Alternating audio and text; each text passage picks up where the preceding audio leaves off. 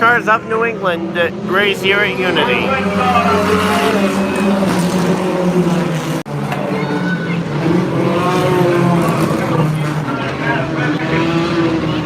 Currently 1 lap into the Pro 4 division race here. Here's John your leader, Pat Smith, those turn 3 and 4.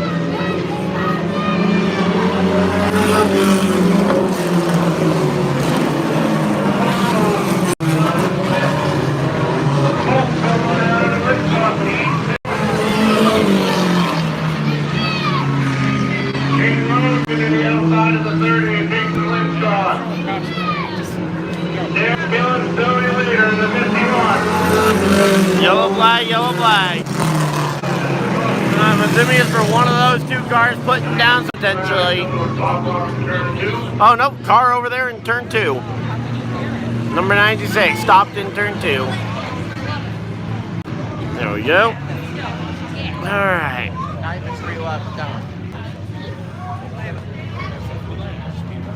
Yeah, well, hey, we got a couple laps in before we got the first caution after they waved it off. There we go, my dad's in chat.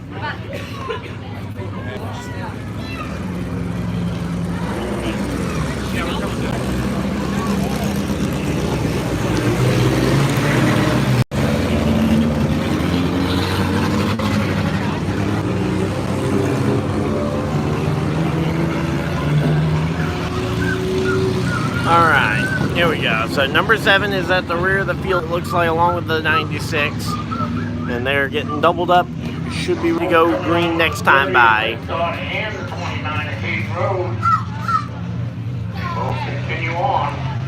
Getting the field all doubled back up. Got a couple of safety track workers clearing the track.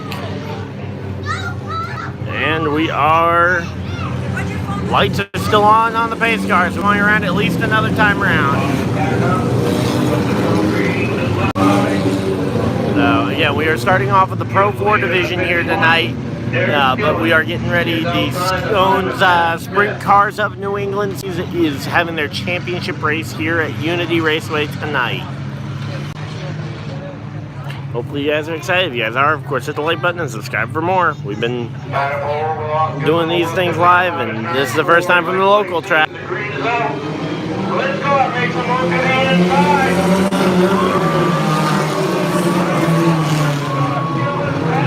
Tries to line up the inside there.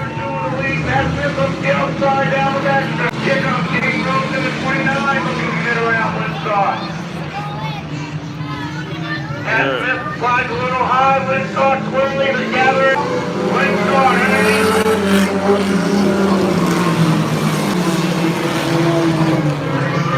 Going up to second, and Smith back third.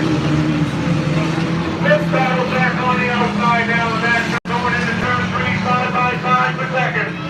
Alright, here we go. Let's see.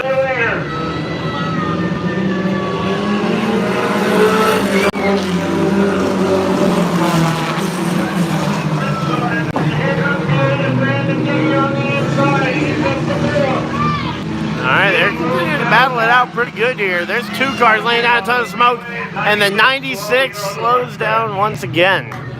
That's up. Okay. If he brings out another caution, I think they got to pull him off the track here. Oh, yeah. I can see them leaving him out here for one more time. You go ahead and throw it. If he goes and brings out a 3rd caution here, I think 3 strikes and you're out. Cause 3 cautions, you should be off the track. And that's assuming that he isn't out of the race just because of an actual failure on the car here. So we're gonna go ahead and get pushed back, but once again, as I was saying earlier, the sprint cars are up later. We also have late models, dirt stocks, and the Pro 4s here. So we got a full night of rain here for you guys.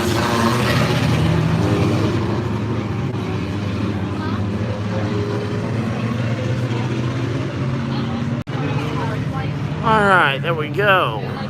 We are getting all set and ready for this one.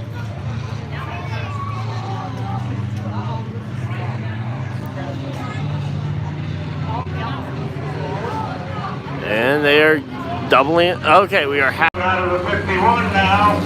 Oh, come on. Another car spewing. Oh, come on. The leader of the one is spewing smoke. Last Friday night. That's not good.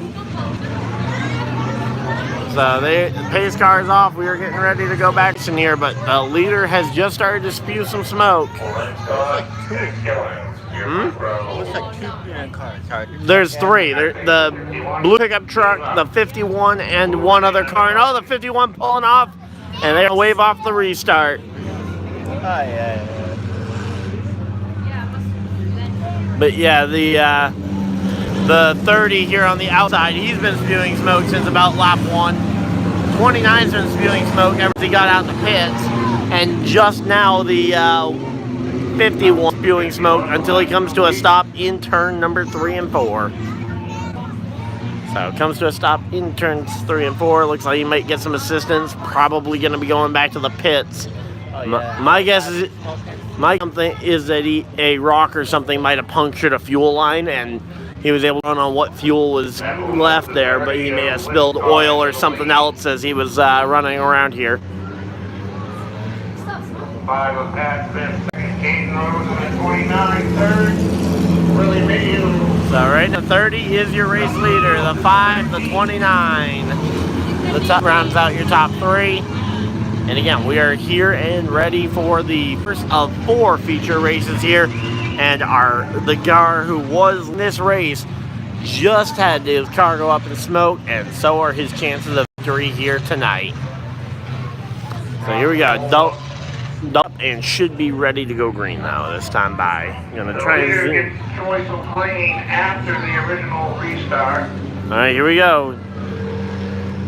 It's gonna be next time by. It looks like. Okay, they're really making these drivers wait here. So again, this is the first of 4 races here on the night.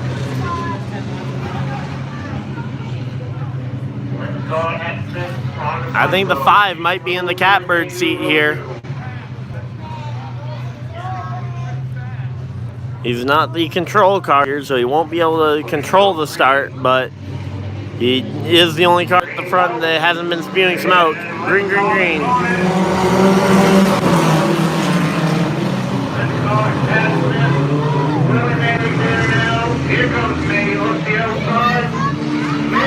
The green number 5 car drops pretty quick here.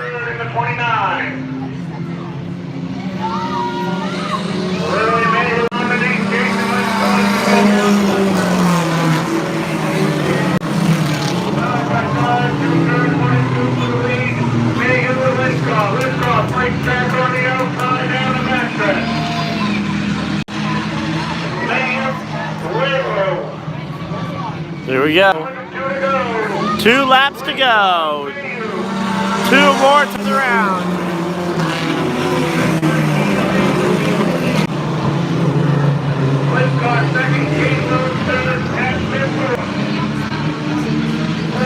And it will be white flag this time in heat in the first of the 4 features here tonight.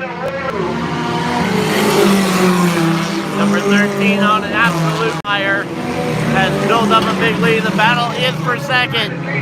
The number 29 pickup truck gonna try and take it from number 30 here. Again, a big lead here, and he is gonna come around and collect the checkers. 30 holds off 29 for second. The 5 comes home in 4th, and the number 88X goes for a little bit of a road course there. And there, luckily he does not manage to avoid crashing into anything, and we'll head toward heads. Oh, that was only a heat race. That was only a heat race. I was going to tell you. Yeah, I didn't realize. Alright, so we got the SCoNE 25 lap feature up next. Okay. So the SCoNE's championship race is next, and they've got their intermission to go ahead and clean the track. I thought that was a feature race, the way they were racing. Don't forget to get your 50-50 from the girls. Alright. So yeah, we're just here hanging out. We got our friend Robert here out in grandstands, and yeah, they're announcing that we're here on an intermission, so not going to be a whole lot going on at the track here for the next few minutes, but yeah, we've just been chilling out here at the track. We've been hanging out here for what, most weeks of like 3-4 months? Yeah. So pretty much every Friday when we're both out, when I'm at home mainly, because yeah, but lights are coming on and we are getting ready.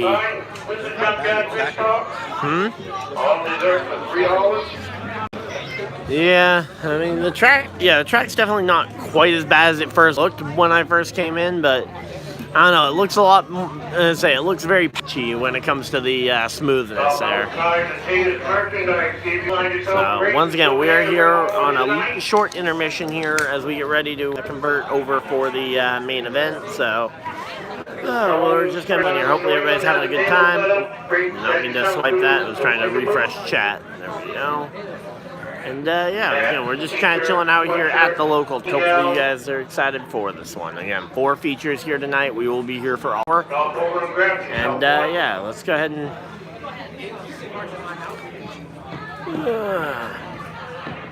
let's see. Again, nothing going on the track, so we're gonna go ahead and flip the camera around here and kind of hang out and chat. You want to go ahead and make NFL game predictions? No, more than I do. Fair enough.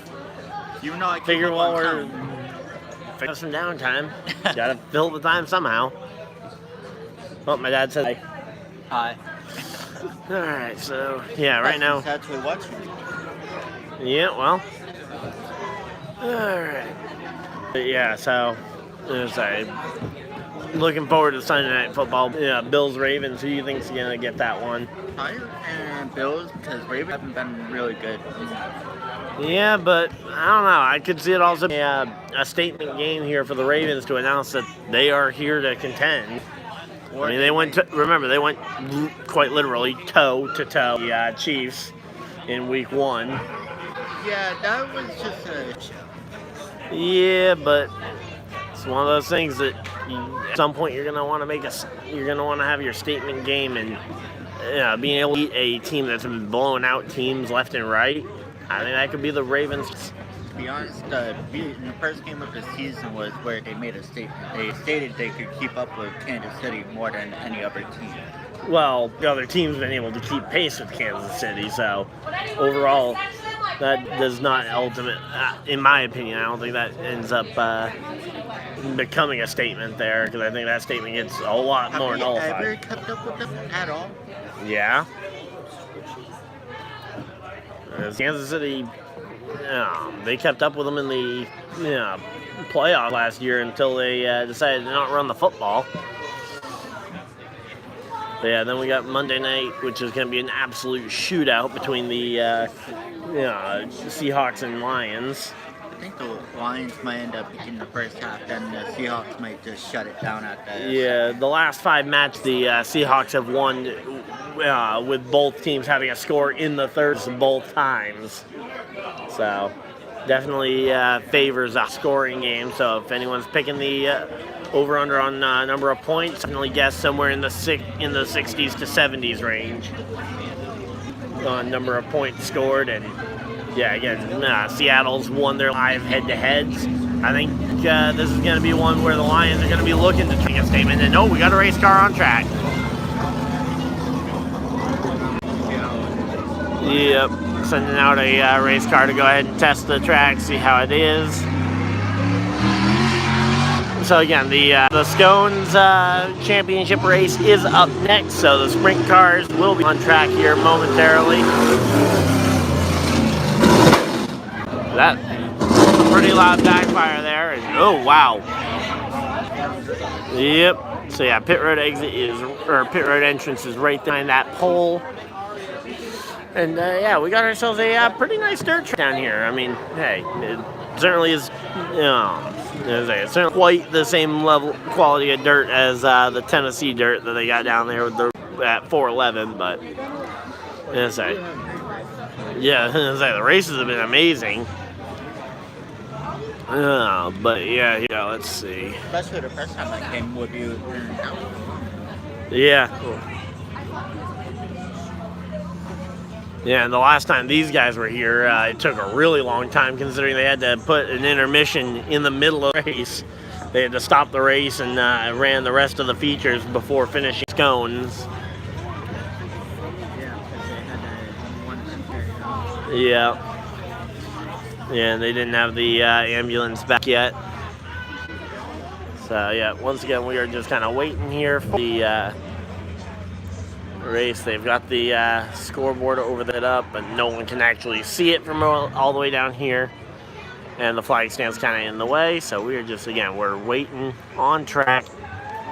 Up next will be the SCoNE Sprint Cars of New England championship race. Up next, the first of 4 feature races here on the night. They're going to just take a little bit of an intermission here as they prep the track for the sprint cars, as we just had late models, dirt stocks, and Pro 4s out here running feature races. And we'll stay alive for the other 3 features as well. So if you guys like dirt racing, there will be plenty of dirt racing left to go after the SCoNEs wrap up their championship championship night here in Unity. My good old home track, about 20 minutes from home. So nice to have a local dirt track to actually go to, because for the longest time I didn't live overly close to a dirt track or a track of any kind really to go support local racing. Yeah, now I've got a really good track to go to. So once again, they are doing track prep. They actually got one of their guys on the track right now, basically examining the rut. Yeah, but specifically the guy in the orange fire suit, I believe he is one of the drivers giving advice. Might not be an active driver in the field tonight, but he's definitely he's in a full. Yeah, he's definitely there in official capacity, but I think he's actually a driver. I wouldn't be surprised if he's one. Actually, he might be the guy who was racing last night, but isn't part of the race tonight. So yeah, they're clearing the rocks out of the thing, because again, if one of these sprint cars hits that, they would go up and over. Meanwhile, they got the front end loader up in turns 1 and 2.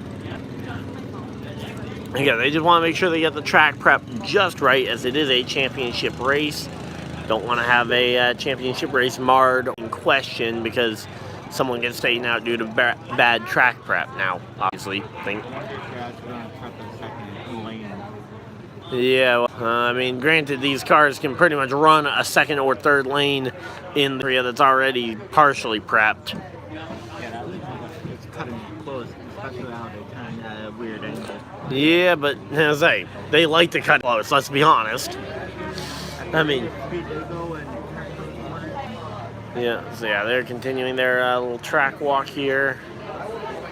And yeah, they're just walking the track. Again, we are currently on a small intermission here before the main event gets started here. Oh yeah, yesterday's intermission was what, 30, 40 minutes, something like that? 5 to 50 minutes. Yeah, nearly an hour long intermission yesterday. Hopefully maybe they've, since they took all that time yesterday to prep the track, maybe it's in a little bit better condition today. Yeah. But they also know more of what they're looking for in track prep now that they've actually prepped the track one night for the races. But yeah, so there we go. And yeah, we're back over here. My Colts are going up against the Steelers. I don't have a whole lot of confidence in that game. Hoping the Colts steal the win, but as I say, at the rate the Steelers been going, I think the Colts might lose. Oh yeah, no, I think that's very much a possibility, but would be certainly think it's a possibility that the Colts could steal it. The biggest question is whether or not Richardson can get deep shots going, because really the pass defense for the Steelers is their weakness, especially if TJ Watt doesn't get to it. Well, but their run defense is way better than their pass defense. So their safety's not that bad. So they have one safety though, and we've got 2 to 3 good receivers that can get open deep. if Richardson can actually find them on those shots to the touchdowns. That's if the freaking defensive ends don't run in and try to sack them. Yeah, and then your then your San Francisco 49. You're going to be watching the 49ers Patriots game. You're rooting for the Patriots in that one, right? Yeah. Think they can get it done? I'm hoping. Well, yeah, but definitely the favorite has got to be San Francisco in that game. Because they got a decent running back and two Despite the injury, yeah. Receivers. Yeah, Jawan Jennings putting up amazing numbers last week as the wide receiver one. Wasn't it like, what? 46 points, I think. If I'm not mistaken on Jawan Jennings there. I thought it was like 42 or something like that. I don't know. I think it was like 44, 46, something like that, depending on your points scoring. Another team you gotta look out for is New Orleans. They're actually getting really good. Yeah, I mean, they kind of got stopped out by the Philly defense there last week, but the defense, they're not going to be going up against Philly each week. I don't know who they're playing this week. I can check out. Another match I'm going to be keeping an eye on the score of is going to be the Jets versus Denver game, as the Jets and Aaron Rodgers will be going back to they're hosting the Denver Broncos, and once again we will see a Nate Hackett revenge. Nathaniel Hackett, former head coach of the Denver Broncos, will be attempting to try and his former team. So that'll be a good game. I expect the Jets will probably get the job done there. Who are the Saints playing? I'm looking at it. I wasn't sure if you had it. They're playing Atlanta. Okay, so Saints versus Falcons. That could be a pretty good game. I think, again, Atlanta's going to have to be careful to not let the Saints start to run away, because if they get a lead early, I think it'll be hard for Atlanta to play from behind in that game. But if Atlanta can keep it close, I think in the third and fourth quarter, as players start to dwindle, I could definitely see that changing around. Another good one to probably watch is the Minnesota Vikings versus Green Bay. Yeah, Minnesota Vikings versus Green Bay, with a big news break there that Jordan Love is active and will be playing in the Green Bay versus Minnesota game, and I think Jordan Love playing is the Green Bay Packers a major advantage. Again, if anyone is just joining in, we are currently on an intermission here while they are prepping the racetrack here for the race, so we're just talking some NFL. Again, we will be with you guys as soon as the race car's on track, but as of right now, they are just prepping the track over here. A couple of ATVs, a front end loader. Not sure where the big track prepping machine that they had last night is. I saw it in turn 3 and 4 a few minutes ago, but it's not there anymore. Probably brought it back in. They probably didn't level it out. Yeah, because I know that was their primary track prep tool. So yeah, once again, we were just kind of talking some stuff, but yeah, the Green Bay Packers, especially where they've got Jordan Love, I think that game much better and a much closer game as we get ready to go. Once again, for anyone who is just joining in, I see we have a spike of people. We are currently under a track prep delay as we are in between the heat race and the feature events. The first feature of the night will be the SCoNE's Sprint Car Championship finale. That will be the first race of the evening, and then I believe it goes late models, dirt stocks, and then the pros. We will be live for all 4 features. So if you guys like racing, there's plenty to do. If you guys just like sprint cars will be on track soon. So, what other good games are there? I know Tennessee versus Miami is going to be an absolute stinker on Monday night. And Philadelphia Eagles versus Tampa Bay. Oh, Philly versus Tampa. That could be a pretty good game. I'm curious to see if Baker Mayfield and the Bucks can get that one done. I think the way that Philly was able to contain the New Orleans defense, I would say that I think Philly is the favorite in that game, but I think it's going to be a close game there. I'd say Philly by 4 would be my guess if I had to put an over-under on it. I would probably go with Philly by a touchdown. I think Philly by 7? Yeah. All right. All right, what's your prediction on Buffalo versus Baltimore? Okay, Buffalo versus Baltimore. I think it's going to be a good game. I'm guessing somewhere in the range of, I'm going to say, trying to think. I'm going to say 24-28 Baltimore over Buffalo. That's going to be my official score prediction there. I think Baltimore takes it by 4 points. I think Buffalo gets 3 touchdowns and a field to get the 24 points there. And again, I think Baltimore finds that for touchdown late to take the win. Possibly a Derrick Henry rushing down, or considering the fact that I think they'll be trailing, maybe a Zay Flowers receiving touchdown. Buffalo keeps it up how they did it last week, and they should have been able to beat Baltimore, I think, and probably by a 3-point field goal. Yeah, I could definitely see a world where Buffalo wins this one. Again, I'm looking at this and I'm thinking that the Jacksonville team does not look near as good as the Baltimore team. I mean, I know Baltimore's only got 1 win on their season so far, and it was against the Dallas Cowboys, but they've had some pretty good games in their losses. In particular, their loss to the Kansas City Chiefs, where they were toe-to-toe and toe away from a victory there in Kansas City in the opening week. And there's the track machine I was looking for. So again, they're out here prepping the track. We are getting ready here for the start of the race. They're just going ahead, making sure the track is absolutely perfect for the championship caliber event that we are getting to go ahead and watch. All right, those were some loud bangs coming from the pit lane area. I don't know if someone's trying to punt a trash can or something. Yeah, but we've been here a lot and we've never heard bangs that loud. Yeah. All right, Commanders versus Arizona. I think that'll be a lower scoring game. I think Arizona will be able to stay close on that one, especially considering the fact that the Commanders' defense couldn't stop much in the Cincinnati game. They were able to run them on high-powered offense. I'm going to say, I think 21-17, and I will say the Commanders do manage to scrape by with the win there.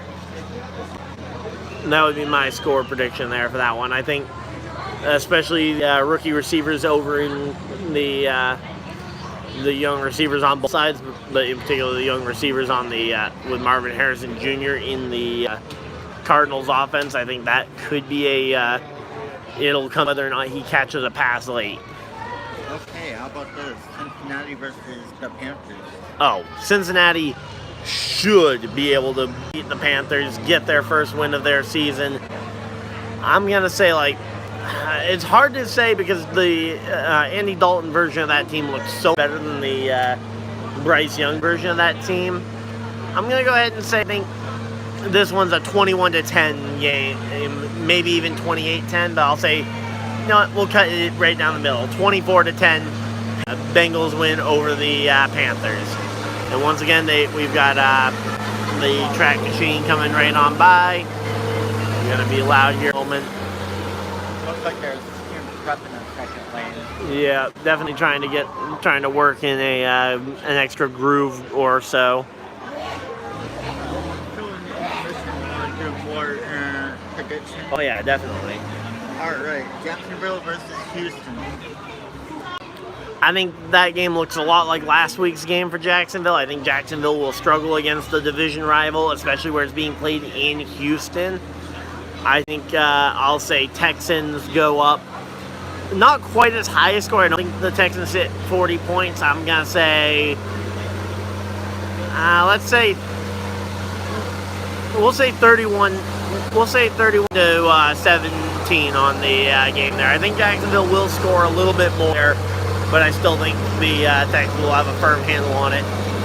We'll say 31 to 17 for the final score there. Would not be surprised if it's a closer game though. Last one for Sunday's game. Chiefs versus Chargers. We got a couple more games there. No, I went through because we did those. The Browns game is on Sunday afternoon as well. I'll go there too. But yeah, we got the Chiefs. We got the Chiefs-Chargers game on Friday afternoon. I think that the whole way that this is all being set up looks like it's very much scripted for a Kansas City win. Obviously, I don't necessarily think the NFL is completely rigged, but the fact that they suspended Derwin James for a questionable hit on a player last week, and of course suspending one of their top safeties, that's going to allow players like Rashee Rice and more specifically Xavier Worthy to outrun the safety in that secondary and run up a pretty decent score. I'm going to say Kansas City wins, let's say 28-10 on the Chargers, especially where the Chargers are down both their offensive tackles, both their starting tackles are out for this game. I think it'll be hard for them to get much going. Well, if you look at the Chiefs receiving and passing and completion record, they actually have a high in completion, so probably a little bit higher. I want to say more than 30. Yeah, and I could see it going maybe 35-10,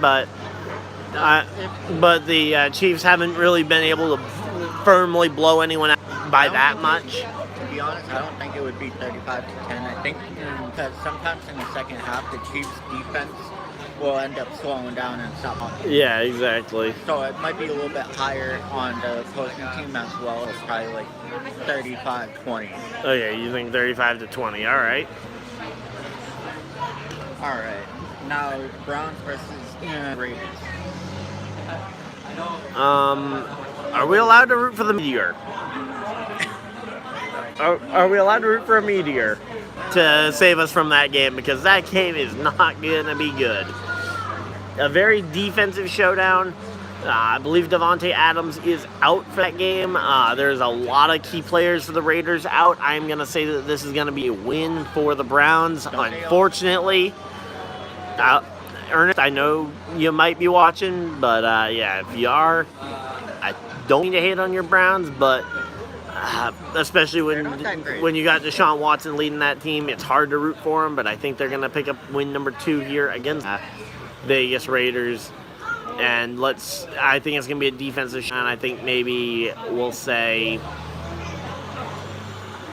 honestly, let's go ahead and say something like, trying to think of what I want to do for a final score there. Let's 17-10.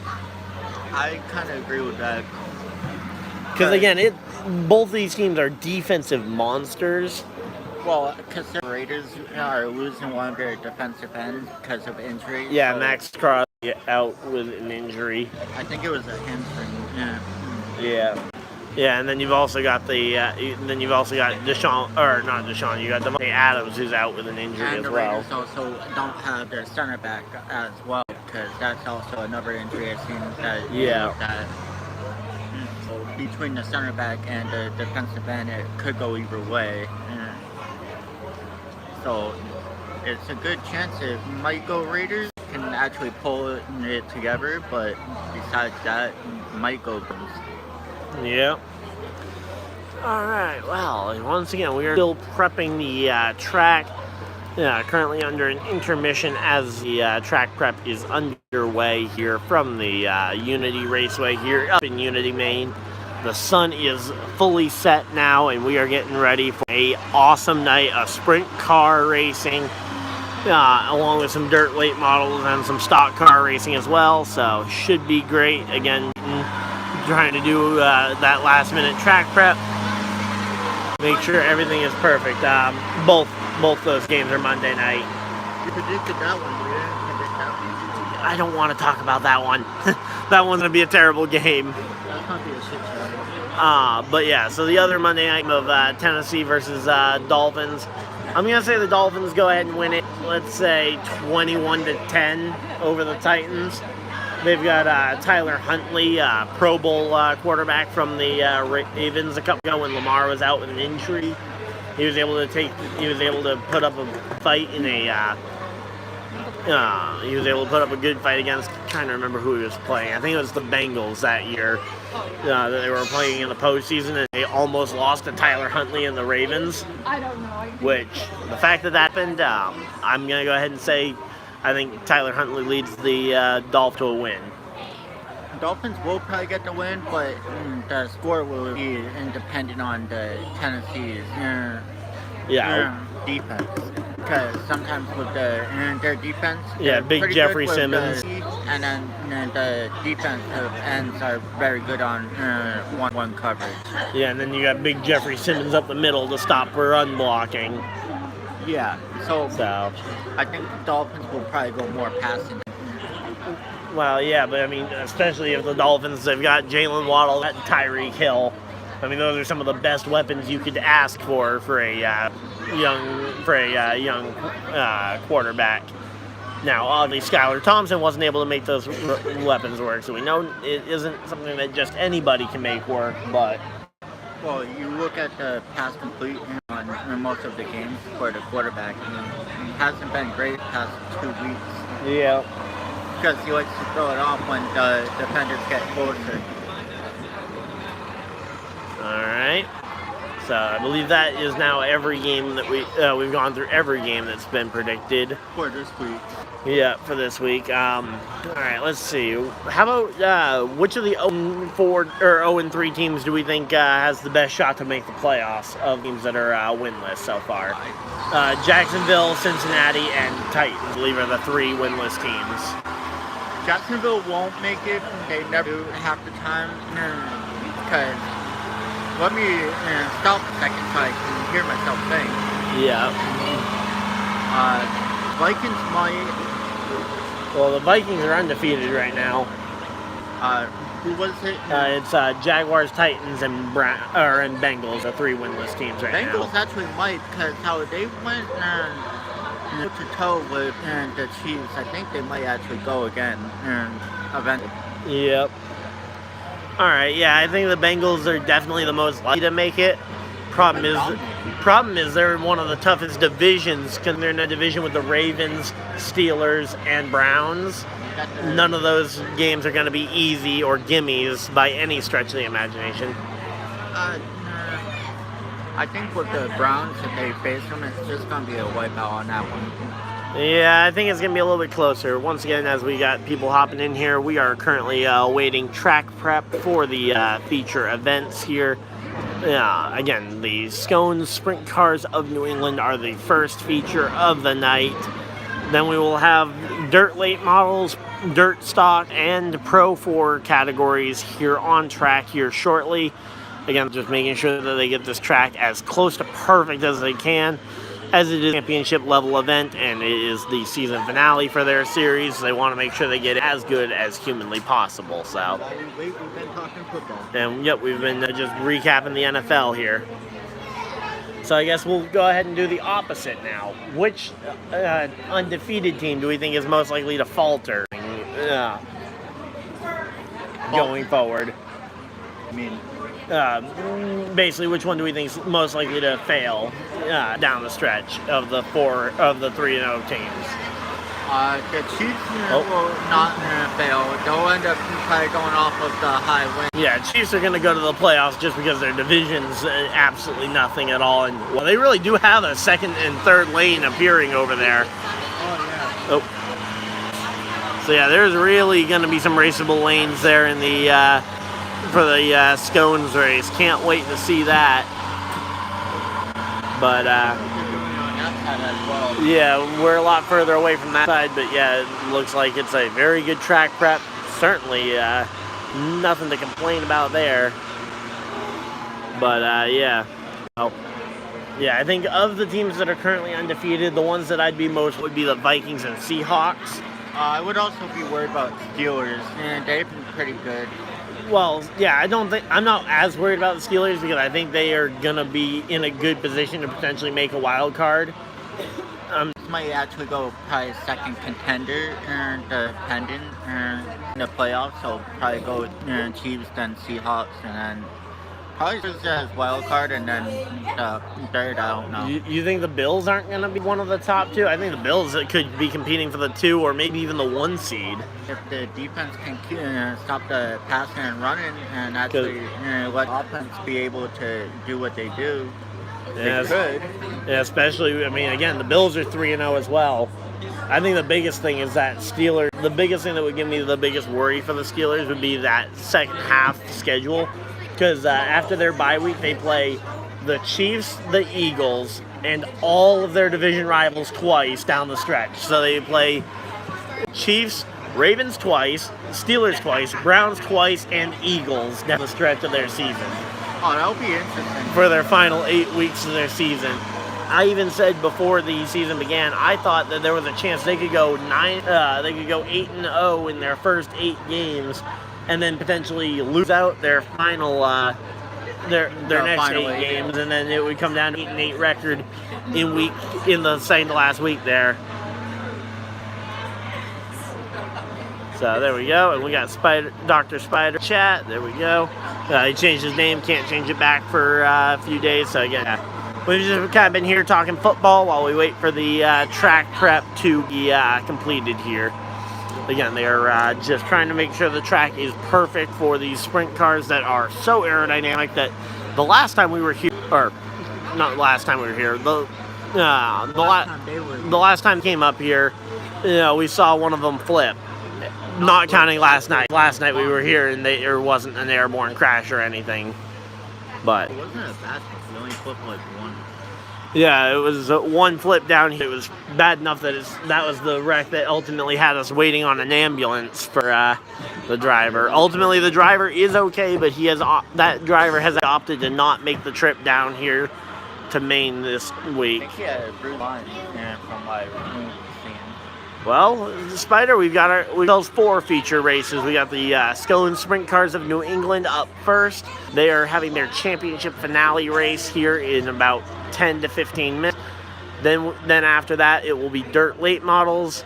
Then we've got the dirt stock cars, and then the and then the Pro 4s to round out the night, and we will be here for all 4 of them. So.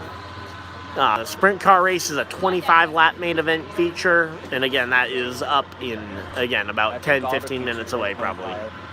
No, I think the sprint car feature was specifically longer than the others. But I guess we'll have to wait and see, though. So, yep, there we go. Alright, so who do you think would be dead last out of all the teams? Okay, so first overall pick prediction? For last place, yeah. Yeah, because that's how they determine first overall pick is based on worst record in the NFL.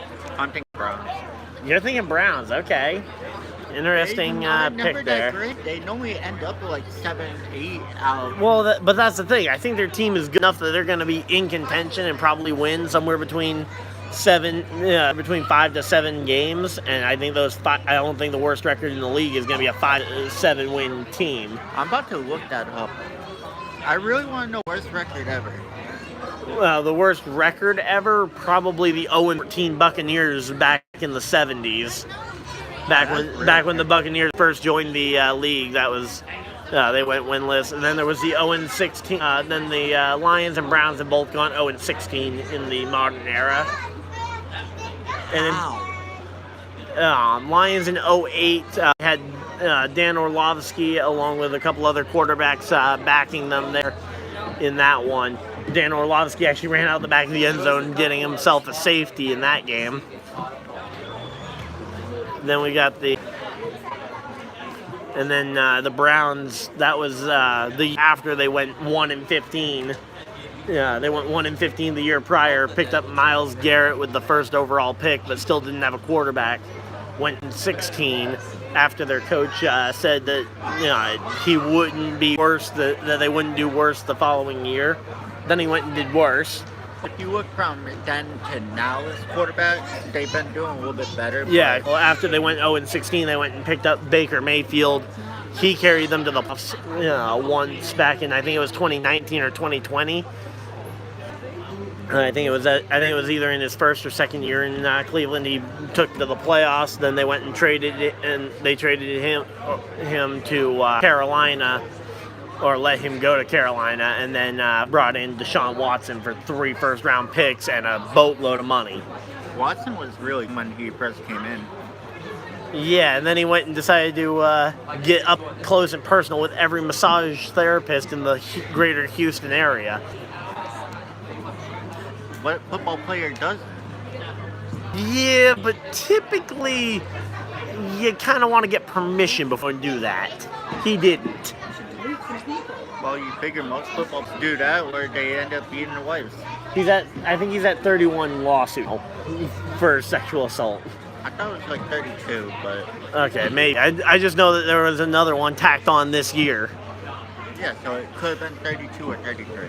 Yeah, but regardless, yeah. Keeps on racking. He's racking them up, and yeah, he's collecting them like Pokemon cards. Yeah, until he goes broke. I don't think he's going broke, considering he's getting paid over $200 million as a part of his Browns contract. That's more. They're gonna go higher and higher because they know what he makes. Yep. And plus, they'll end up playing the trauma card or victim and everything. So try to get whatever they can. Yep. But yeah, ultimately though, Sean Watson, yeah, not a great guy, and he hasn't been good at football ever since he returned from his suspension. Let's just hope he doesn't get another one. Yeah, well, I wouldn't be shocked if he gets another one, especially if there's more and more accusations piling up. Well, with all the accusations, they could just release him from his contract and do to earn I don't think they can. Well, they'd still be on the hook for a decent chunk of money. Are you covering the games tomorrow? So tomorrow I am covering the NASCAR Cup Series race at Kansas at 3 p.m. And then I will also be doing the Buffalo-Baltimore game on Sunday Night Football. In addition to the Monday night game between the Lions and Seahawks will be Monday night game I stream. So doing 2 more football games this weekend. Would be doing a 1 o'clock game. Probably would have been doing the Colts game if I was going to be home, but not going to be home. So, yep, you live in Kansas. I actually remember that fact from one of the other times you popped in here, Spider. But, yeah, also working on some scheduling stuff to potentially be doing some games with some other people. Again, my dad will be there for the Buffalo versus Jets game in 2 weeks' time. Oh, that'll be interesting. And then he and I will also be calling the November 17th Sunday night game between my Indianapolis Colts and his Jets. So we also got a couple of other ones in the works, waiting on finalizing some of those ones. But yeah, so we got a lot of football games to go, especially once that NASCAR season ends. The football streams will definitely be up. How many more races they got? NASCAR has 7 more races. They've got 3 races in this round, in the round of 12. Then the round of 8 has 3 races. Then they got the 1 race finale at Phoenix for the championship. So what's your prediction on the top 3 on the Phoenix race? I think the 4 guys going to Phoenix for the title. I think William Byron gets there. I think Christopher Bell gets there. Trying to remember who I predicted. I think I had Ryan Blaney making it, and then I think I had Joey Logano as my 4th that I predicted to go to the championship race. Well, if you look it was either him or Elliott, but and that was the prediction I made back at the beginning of the playoffs. Now that we've kind of seen a little bit more, again, I'm still not convinced. I'm still superstitious. I think there's a chance Kyle Larson could find himself out in this round of the playoffs. If he makes it through this round, potentially with a win on Sunday, I think his odds of making it to the championship 4 go way up. But I think there's a good chance we could see Joey Logano potentially win tomorrow, lock himself in, and once again, he does amazing when he has time to prep for a new round of a playoff. So I would say if I had to make a prediction right now, I would say Bell definitely looks good. I would probably be inclined to say Elliott makes it. I'd probably say Byron, and then I think there's a good chance it's either Larson or Reddick that makes it there through the final round. So, and it's very possible that maybe Larson bumps out one of those other Hendrick names that I mentioned. So I think 2 of the 3 Hendrick guys I mentioned, though, will get through. Bowman's good, but again, I think Bowman's going to struggle to be one of the top 12 to get through this round of 12. And if he does so, I think it's going to be extremely hard to see all 4 Hendrick cars get to the championship 4. But you really see that half the time. Yeah, I think the closest we've ever come was back in 2018. We had Stewart Haas Racing got all 4 of their cars to the to the final 8. And in 2019, Joe Gibbs Racing filled up 3 of the 4 championship 4 spots. Yeah, in that year. Hang on.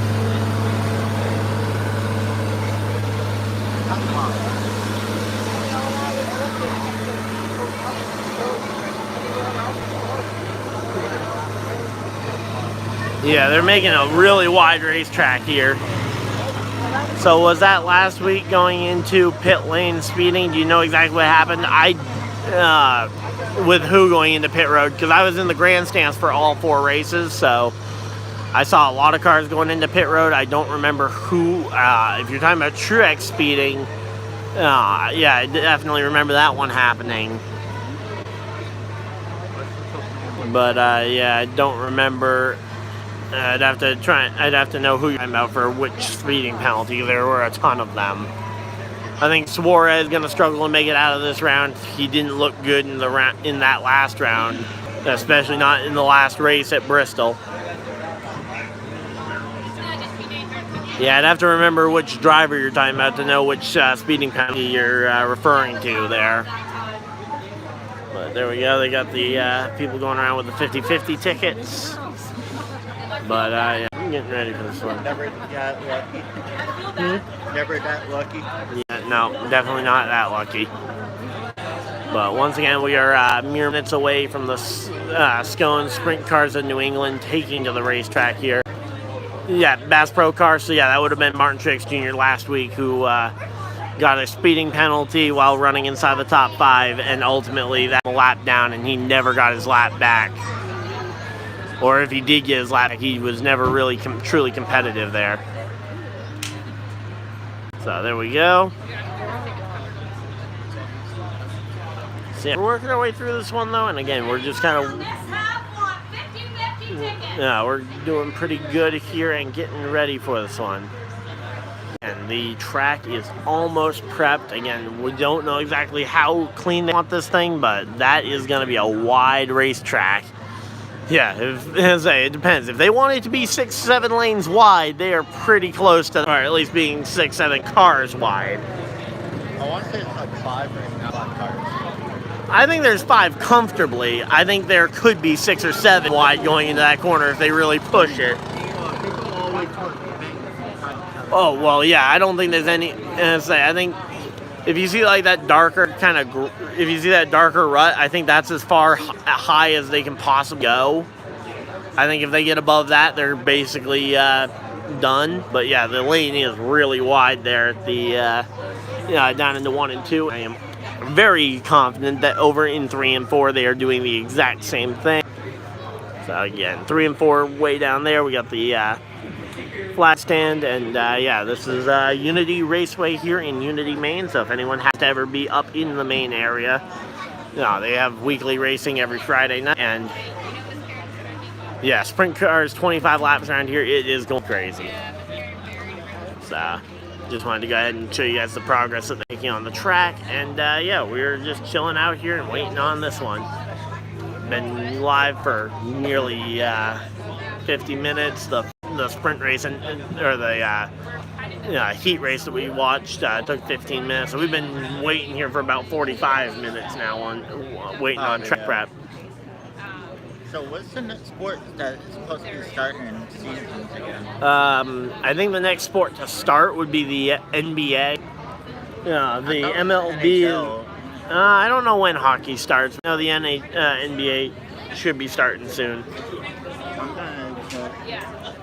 But yeah. We get any track food? Yeah, we both got some mac and cheese and some cheese sticks, some mozzarella cheese from there shortly before we went live. That's the special at the track. We figured we'd get that earlier so that we weren't trying to eat and stream, especially where I'm holding the camera. And especially trying to talk.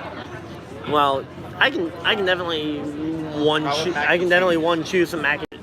Being able to hold a bowl of food, eat, and hold a camera, I have 3 hands, so kind of leave. And the preseason starts on October. Okay, so all right, let's see. Is it NBA next? Or going to be NHL? I think NHL starts in like November. I think, if I had to guess. They got a couple games today, but I don't know what. Yeah, if that's preseason or if that's regular season. That's preseason right now. I'm trying to see what they. But yeah, definitely when I see NBA, I don't watch a ton of that. In fact, the race, is that a normal thing? No, that is a special for tonight. They had a rotating special. We were here last night for the SCoNE race as well, but I didn't think about streaming for that. But yeah, we had hot dogs at the track yesterday. Good thing I ate them before all that dirt. But yeah, I got the good old-fashioned Maine red hot dogs here at the track as well. Bit of a Maine special there. They also got burgers enough down at the snack shack, which is just over, which is just down that way off to the side here. But yeah, we're just chilling out, and again, we're just waiting for this for the racing to go. They've put away most of the track equipment. Actually, the track prep equipment is mostly gone. I believe they might send one of these sprint cars up here to check the track. Yeah, if I was them, I would want to send the entire field up for basically one pace lap, just to get a feel of track. But knowing the way that we've seen them do it before, they usually pick one car at random to get the extra lap up here, feel out the track, and get ready for it. But once again, the track has gone quiet. There's no equipment on track. How many cars racing? I don't know, because they ran multiple heats for the sprint cars, so they were split up into multiple different groups. They had like 3 sprint car heats, so probably both and there was like what, 6 or? There were 15. There were like 15 or so last night, and I'm sure there's more here tonight for championship night. I'd probably say close to somewhere between 15 to 20 cars for the sprint cars. Probably 20 to get more interesting, but that's a lot of cars. Yeah, it's going to be a lot of sprint cars here. You figure they're making it wider, so probably a little bit more. Yeah, the Pro 4s, they had about, 7-8 cars out here for the Pro 4s. The most common, because it's a regular feature that we see. Well, it's a regular feature, but it's actually got less people in it. Hey, 23XI, no worries. You are not late, as we are still waiting on the first feature to start. We had a heat race that we managed to catch at the tail end of the heats. But for the last 45 minutes, they've been prepping the track, and we've been just talking to other sports and stuff. As oh, there we go, the pickup truck honking to the fans. But yeah, they've been prepping this track now for about 45 minutes for the SCoNE's Sprint Cars of New England sprint car race here in. And again, it is the championship finale for their season here in Maine. It'll be as dusty as last time they were here. It's still going to be fairly dusty. Not Well, yeah, hopefully. Hopefully it's not wrecky either. But, as I say, we've seen 2 sprint cars here. Honestly, I think last night's was more clean just because they were trying to make sure that they still have cars for tonight. Today, you don't know what's going to happen. Yeah, because tonight they have no reason to save any equipment here. That's the championship in the round. Yeah. Yeah, I believe there was like a 12 deficit when we left the track last night after the sprint cars. I think it's somewhere in the realm of a 12-point advantage for a driver, although I don't know what points were accumulated in the heats as we were busy. What's in the middle of the track? That is just, they've got probably half dozen safety vehicles just hanging out in the middle of the racetrack. They got like tow trucks. Yeah, they. Couple of the excavation crews. Yeah, they've just got a bunch of safety trucks in and around, so that no matter where there is if someone is in trouble somewhere around the racetrack, there's never a lack of equipment to get to the driver and hopefully get them to safety if there is any safety concerns. They don't have cars being carried off by a tow truck like yesterday. Yeah. Or have any drivers going to the hospital like back in July when they were here. The first time I was actually here. Yeah, that was the first time you actually came to the track. Then we ended up making it every week we would come here. Yeah, the track is awesome. I love it. Again, support your local short tracks. If you guys have a local short track in your area, I think it's amazing to see these things. Once again, welcome to Unity of our Raceway. Oh, here we go. We got the speaker. Your patience. We know this is not ideal, but want to make sure we have the best racetrack possible. When we have cars like sprint cars as well as late models, we want to make sure this is a good racetrack. We don't want anybody upside down. We don't want anybody on the roof. We don't want anybody getting hurt. We want this to be a safe and fun race. So again, we do apologize for that. The sprint cars are lining up in the pit area. We're going to get them in order, then we're going to roll them out. And if you were here last night, you saw us. We were going to introduce you to the drivers. I mean, I couldn't wait as much time as we did last night because we had equipment on the track at that time. But the track is ready to go. The track is basically ready to go. It needs to be rolled in just a little bit. And we are going to have a really, really good service for 25 laps of sprint car action. Late models will go 15 laps, and then we will have the fan vote extraordinaire. Oh, yeah, I completely forgot about the fan vote race. But as soon as I know, you will be the second, third, fourth, fifth, 273rd, 207 mile unit. So no. Yeah, so they are lining up the sprint cars over in the pits. Pit exit over in turn 3 here. To the top couple of point guys and see their prediction this evening, and then we will go racing it again. So yeah. 25 laps for the sprint cars in New England, 15 laps for the Wild and Road late models, and then we'll bring 7 or 8, I think we've got 8 or 9 of the sprint car guys that are in the fan vote and have garnered votes. They will be out on the racetrack. I believe they're going to go 12 laps. Winner take all. It's about $1,200 or $1,500 going to the winner, so it's a pretty cool purse. What we've done is we've taken all the money raised, which is somewhere in the $5,500 or $6,000 range. We're going to take all the money raised, we're going to chop it right in half. We're going to give half of it to a charity down in North River Junction, Vermont that helps veterans that have served this great country to reacclimate to society, to get back into the world and find a place to live and make sure they get the mental health care that they need. We're then going to take the other half of the money, we're going to chop it in half again. We're going to give half of it to the highest vote getter. We're going to give the other half to the winner of this fun little race we're going to have. We hope it's fun, but I got a feeling these guys are going to go at it with $1,200 or $1,500 on the line. So it sounds like a 9-car race as well for the fan vote race. We do see some movement now. It looks like the first car is rolling up over the hill, so I am going to head down to the racetrack. We're going to get it lined up, and then we will introduce you to the field. We will have our opening ceremonies, and we will go racing. Again, folks, I want to thank you all. We do appreciate your patience. Oh, yeah, one other little piece of business. The wave-off lap. I see a bunch of these little flashy sticks. We want you waving in those in the air when we tell you to. All right, so yeah, here we go. The sprint cars are rolling out to the stage. I'm looking forward to seeing this one here. And that group over there, it was an amazing wave-off lap. They did a fantastic job. I didn't think Unity Raceway could Yeah, they are starting to show up here. So the fine folks here at Unity Raceway got these. So again, the sprint cars, they actually have 2 features tonight. They've got the main feature for points, and then they've got a non-points event with what sounds like 9 drivers lined up based on fan vote order. Yeah, for a massive cash prize of like $1,200. So that'll be fun. Super excited to see that. And again, they are getting lined up. Just want to go ahead and point out one caveat. During the national anthem, I will have to hit mute because I can't broadcast the song over the audio, and I can't. And my only other option would be to talk over it, and I'm certainly not going to talk over the national anthem. So, exactly. So, I will just be hitting mute during the national anthem. So, if you guys hear it go mute, that is why. Just want to preface that before we get into the race here.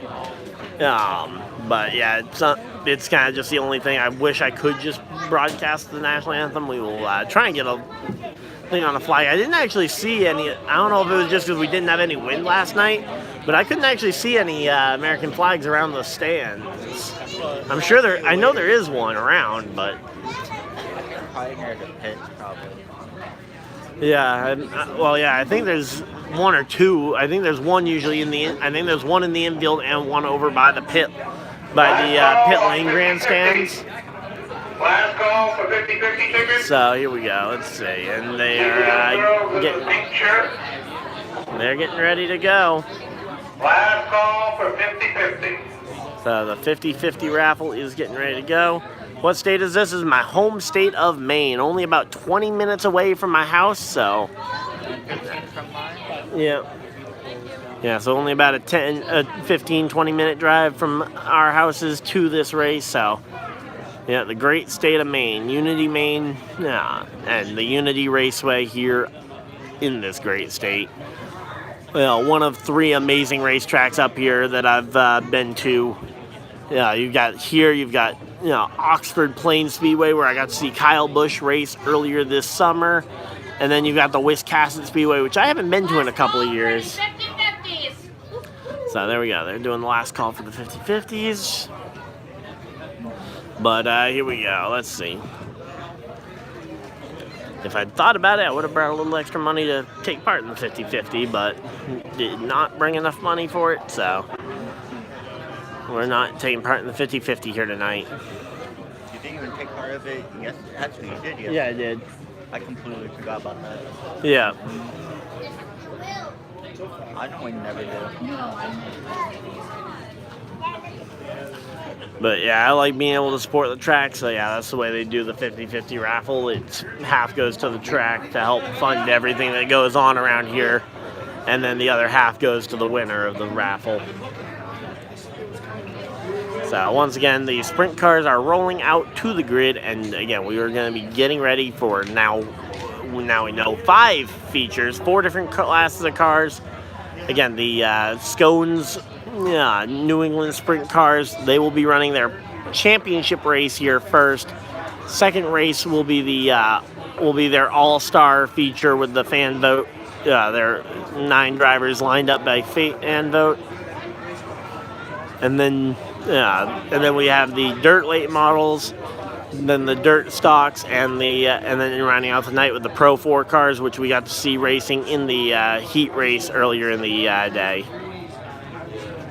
Hey, no worries, Spider. No need to stress yourself about not being able to send a super chat. As I stay tuned and keeping up with the content is more than enough support here on the channel. So there we go, and we are getting ready for this one. First time of me talking to them. First time of me talking. Yeah, first time we got Robert here, and potentially if we end up coming to the track more and streaming at the track more, maybe we'll see more Robert. Hey, I'll be happy to join. Yep. So yeah, and again, we're mere moments away from the opening ceremonies here for the night.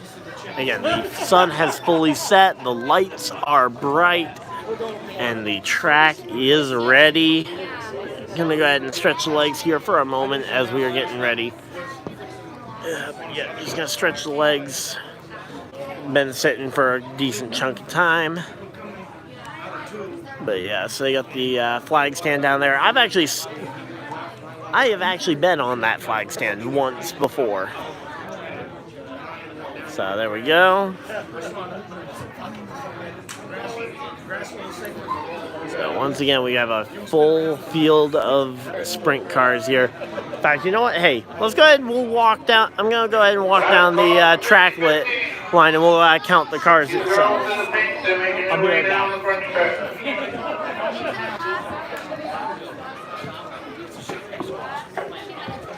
So. Alright, here we go. So we're going to go ahead and walk down the track here. and go ahead and feature off the, and we'll count how many cars are in the field here tonight. So we got this first car, the black car. I can't see the numbers as easily here. Ladies and gentlemen, good evening, and thank you ever so much for your patience here this evening. We do appreciate it. 1, 2, 3, 4. So the fourth car in line is number 29. As we get the field lined up.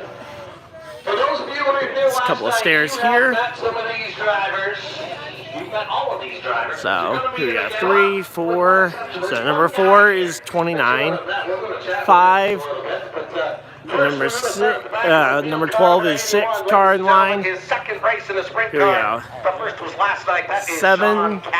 7th car there, number 23. Then we got the 73, which will be car number 8 in line.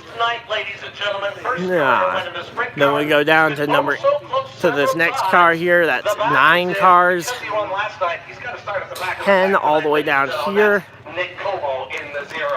We got the blue car here in the, we got this blue car, that's number 11, 12, and it looks like 13 sprint cars. What? Ben Ashline, why are you shaking your head, man? And Ben Ashline in, there we go. These things are something else, I'll tell you. So yeah, we got Ben Ashline there driving the number 5 car here. ACT cars. It's just the same. Drives the same, right? Yeah, so there we go. Oh, boy, taking Ben Ashline. There we go. Here tonight. So we'll go ahead and get some pre-race coverage down here. Travis Billington, New York. The owner of the cars in Maine. We'll take the owner. We'll go with Maine. Up next, coming into this thing, the point leader. You gained a little tiny bit in the heat race, man. What's the strategy? We're just going to take it easy and pick them off one by one. And Hold on just a second. Taking it easy, yeah, right. Take it easy? You kind of said you were going to be smart last night, and there was none of that going on. no, I got to say that, so my mom doesn't get upset. So yeah, so the 07 car, that is your points leader coming into the night. Good luck to you, man. And it sounds like he may have extended his points lead, so I would expect maybe a 15-20 point gap here. Up next for Race and Loggers. Woo! Jake Williams driving car number 70. Yeah, I know, Dr. Spider. In the 73. So here we go. The Sport is up next, car number 23 to Hampshire. So yeah, we're just kind of walking down the track walk here with them. Definitely glad to have these guys down here with us. 16-year-old in the field came in yesterday, second in points, had a little hiccup in the feature. He is now third in points. He is 26 points out of the lead. He's got 26 points out for the third place driver. Can happen in this wild and rolling sport. Is Mom taking a picture or videotaping? Oh, well, hi, Mom. Sorry, had to do it. Up next, second with points, came the little tiny bit of the heat race. So there we go. I don't know. And they're getting moving down the field here. So again, we got a full field here. So 739 is the first car there, and he will be leading it off. Ladies and gentlemen, that is Dylan Mendito. All the way from Connecticut. All the way from Connecticut there. Hey, Connecticut race fans. There we go. This guy's first gen, I don't know. Car number 19, ladies and gentlemen, that's Floyd Billington. Floyd Billington there. Car number 89, that is Troy Como. Troy Como. And short pole center. First win last night in the sprint car in the heat race. The former motocross racer got up for the 739, that is Nick Kruger. And Nick Kruger, the 739 car. There we go. That is your full starting grid here. There we go. And we are here and ready for this one. So we're going to go ahead and head back up to the grandstands to our seats. But we went and got a good chance to count there. I believe that is a total of 13 cars, assuming I counted right. We are going to run our 25 lap feature, then we are going to bust out the late models. Oh, okay, a little bit of a change there. So the sprint cars aren't running two back-to-back features. Next, they're going to go 15 laps, then we're going to run our fan row race. Almost nobody on the property knows the lineup because, well, just the moves over there figuring it out as we speak. He is counting money tallying votes. Tallying points is making sure that that is all situated and ready to go. Alright, so here we are. Now we're climbing back up the stairs to our seats. Ladies and gentlemen, remove your hats as we honor this great nation. Alright, and once again going on mute for the anthem.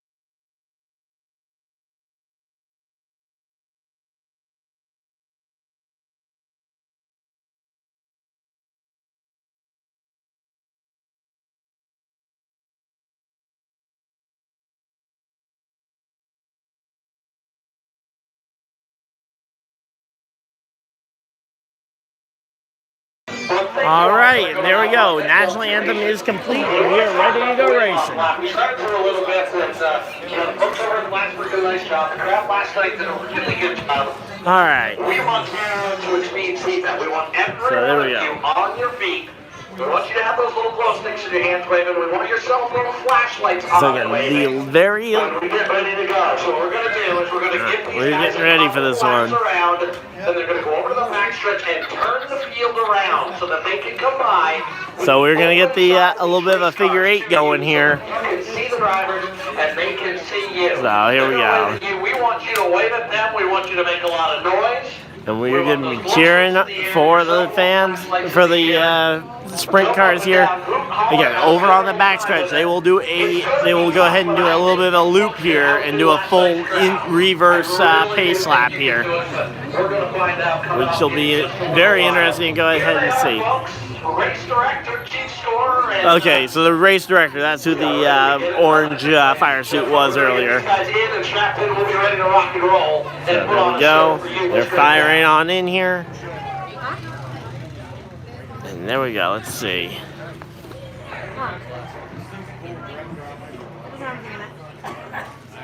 All right, ladies and gentlemen. So again, should be ready here for the race here momentarily. Before we go any further, let's talk a little bit about the charity. Justin, talk about this charity that you handpicked to support here with the Sprint Cars going.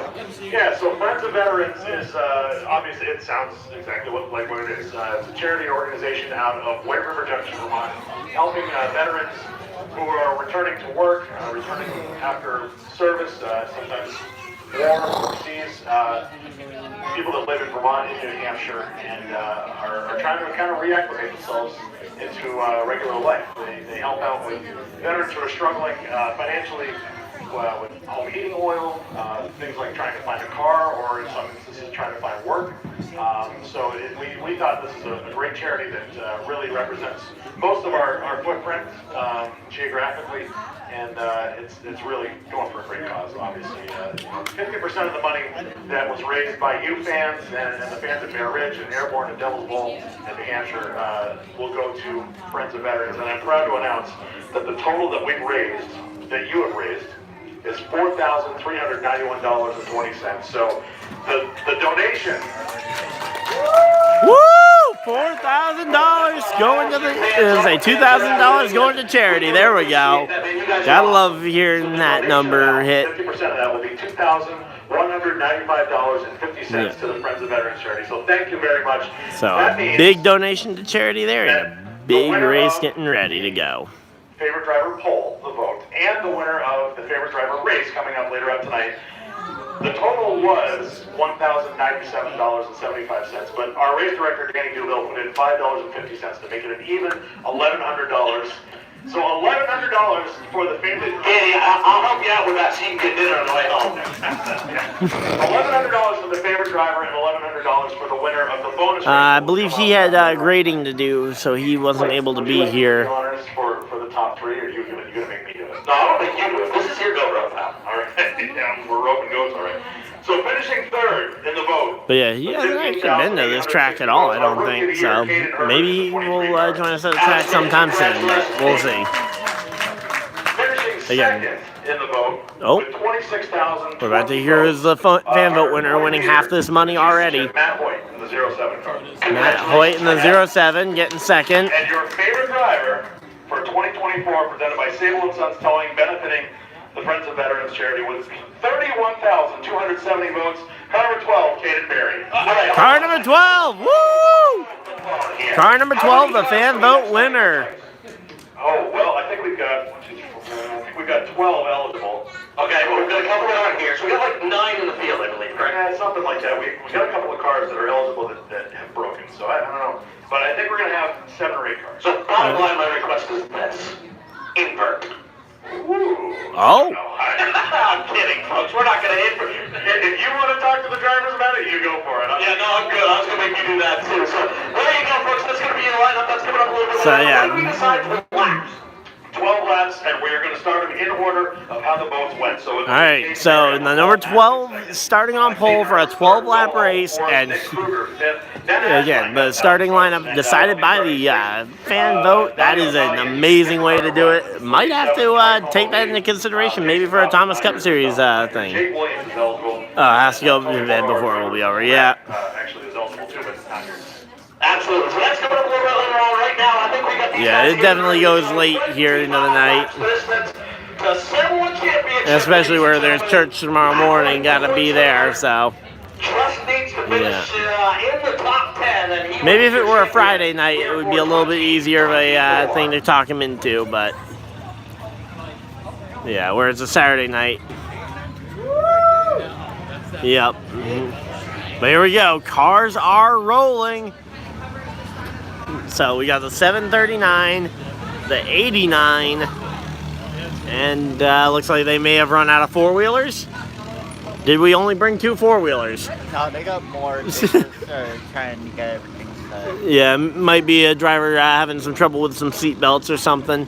Seat belts are important. Remember to buckle up when you're driving, especially if you're driving a high-performance racing machine. Even with a kid, she's end up getting hurt. I was saying, again, we know how dangerous these cars are considering the last time they were here in July. You know, we saw a driver go out here and get injured. You got lucky. Yeah, we got lucky that it was only a minor injury, and there we go. There's the golf cart, the number 19. So that's the third car. Place the number 29. 61 starting in 5th. 6th place will be the number 12. That is your fan vote winner, and we'll poll for the fan vote, or for the fan vote special. 23, number 7, 7th place. 73 coming home. Will be starting in the 8th position. 9th position for the championship leader in the 07. And so there we go. So the 07 holds down the 8th, 9th position. 7, yeah, so that's 9 cars gone so far. Still waiting over there for some more. So again, we are waiting. They're rolling around to the backstretch to where they will start here. And we are going to see if we can outdo that crowd from last night. They were pretty good, folks. And say, crowd from last night. We were on it last night. I won. Yeah. I couldn't move. Yeah. So yeah, we are here and ready, just waiting to see if these last couple of cars are going to start to get some movement. I believe they may. Oh, yep, here we go. So car number 10. So the 10th car will be this 03, the winner from last night. Car number 11, the 20 for 23. Will be the 11th car here. 670-720. And I believe we do have one more car waiting. 50-50 ticket 670. So there we go. They're calling the winning 50-50 ticket. See the girls below the tower. 1, 2, 3, 4, 5. And there's the number 5 car. There's number 13. So that's the 13th of, again, it is a very full field here tonight. Maybe not as many as I originally guesstimated. But there we go. Ladies and gentlemen, the points are 22. That is the So it's a 22-point advantage for the 07 car. 07. Who forgot to put one radio on. Again, a major, there's a major points advantage there. So Matt Hoyt in the 07. Matt Hoyt in the 07 hanging on to that 22-point cushion after last night's race and the heat race this morning. Each of these drivers, as they run on radio, they can hear the race director as he gives them instructions, tells them what's going on around the racetrack. So Here we go. 1, 2, 3, 4, 5, 6, 7, 8th car, 9th car, 10th car, 5, 11, 12, and we got a 13 car sitting over there, so that is going to be 13 cars on the field. 11 or worse, and Will Hall wins the race. So a 13 car field is the official count. Thought we might have had a couple more, but hard to tell when they're all in a pack going as fast as they are.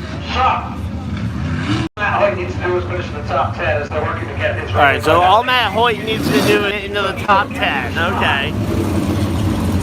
That's pretty good. That should be pretty easy for Matt Hoyt to do.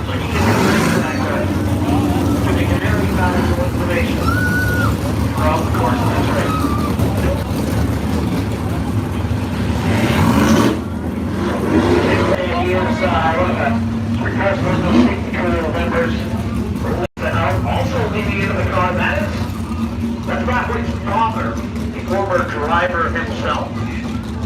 Alright, so here we go. We're getting lined up, waiting on, they're fixing the radio currently on the points leader, Matt Hoyt, who if he finishes inside the top 10, so what he has to do is beat 3 cars here tonight, and he will be your series champion.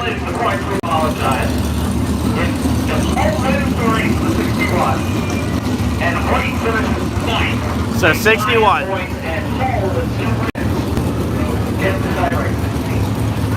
So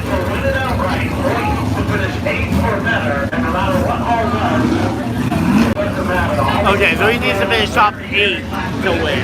So 8th order, and the 07 would win.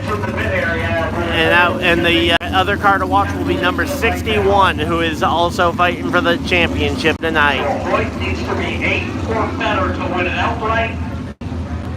If he finishes 9th and Hall wins that, Hall wins the tiebreaker. Alright, and 61 has tiebreaker if he can win it. So in the event of a tie, the 61 to be your series champion. And oh, we got a little bit of rev in there, and we are ready to go racing.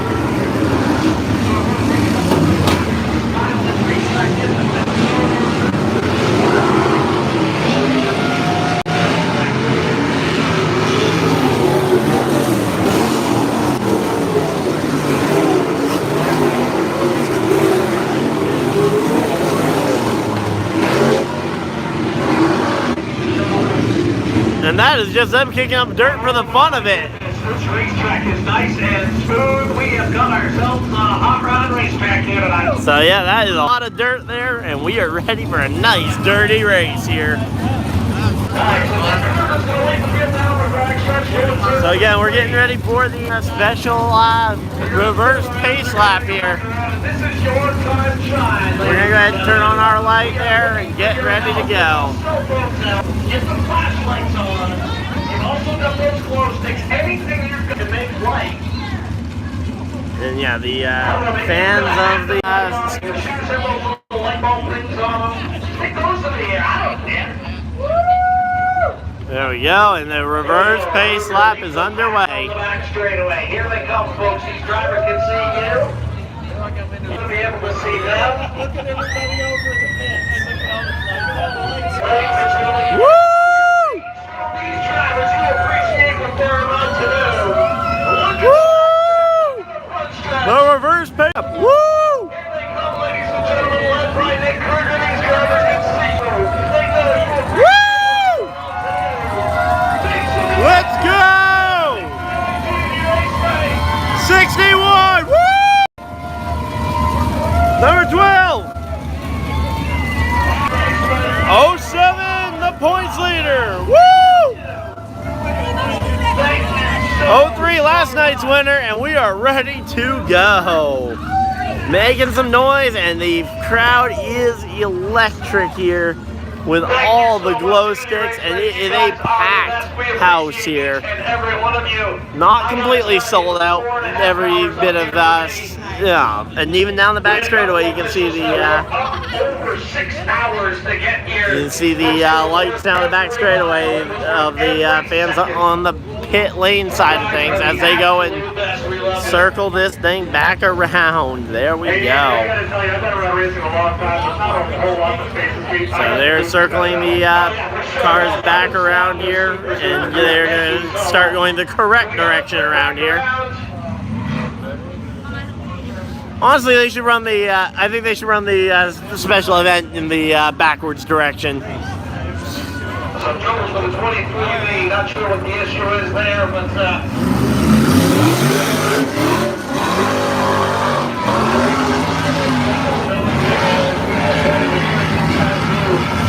not sure what the issue is. He seems to be pretty fine all on his own there.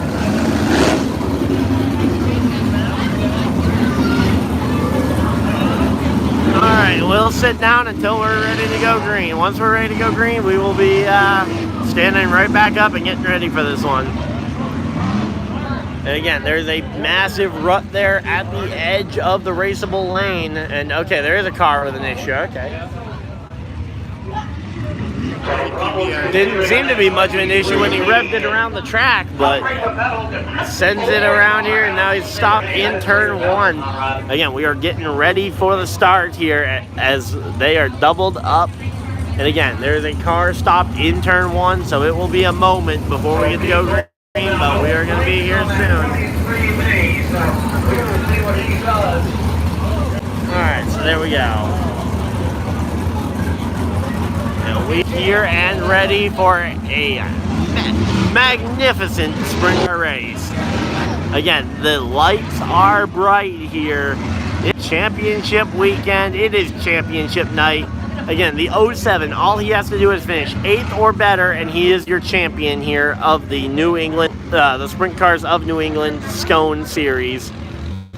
Meanwhile, the number 61, he is the closest challenger. He needs to win and finish and have him finish 9th or worse, and the 61 would be series champion here. There we go. And they're getting doubled up.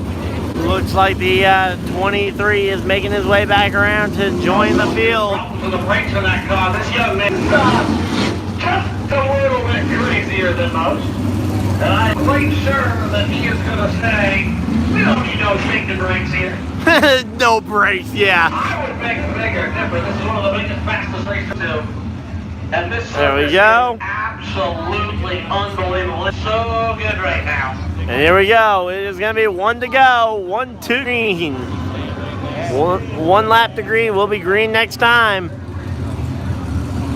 So next time we're going to follow Nick Kruger at 39.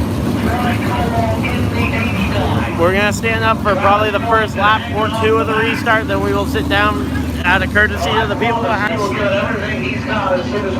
Just because I do know I am tall and I do not want to be blocking the view of people behind me if they're unable to stand. But for the first lap off the restart, we're all on our feet. 25 lap race and 25 green flag laps only. Green, green, green.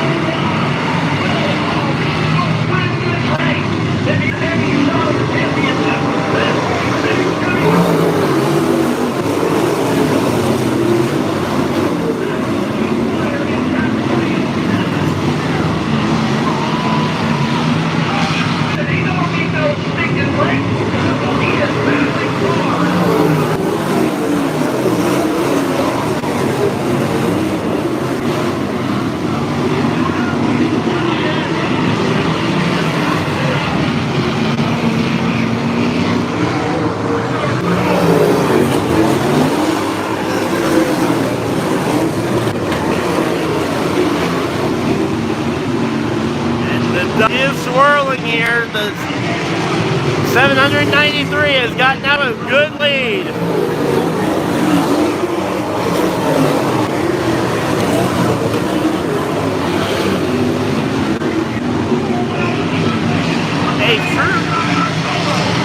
A true sandstorm.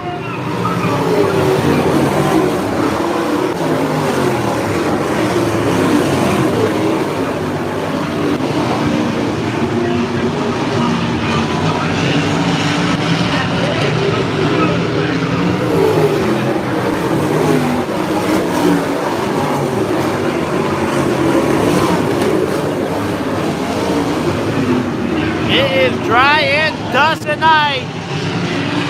As they go and everybody is lapping the number 81 here in a hurry.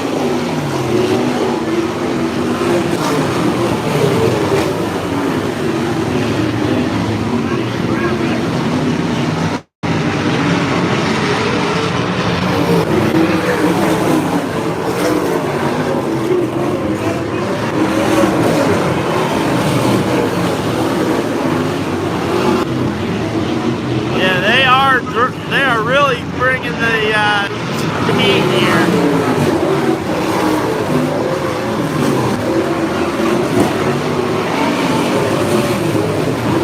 And now double lapping the 81. 81 now going 2 laps down.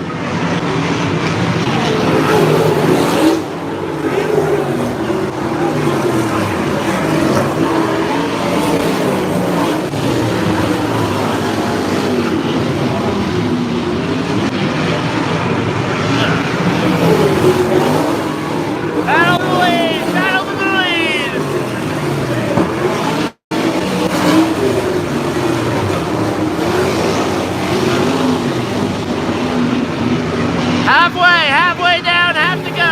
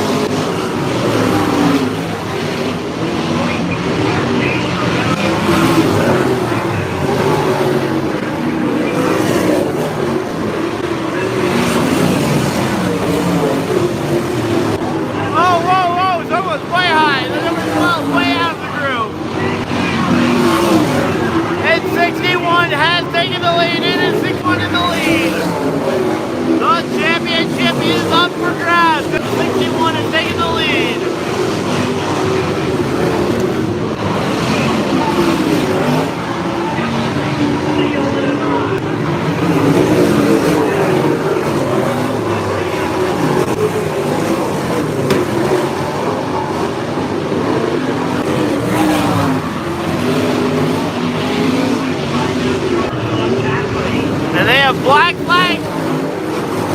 They have flag 81. 81 is indulgent.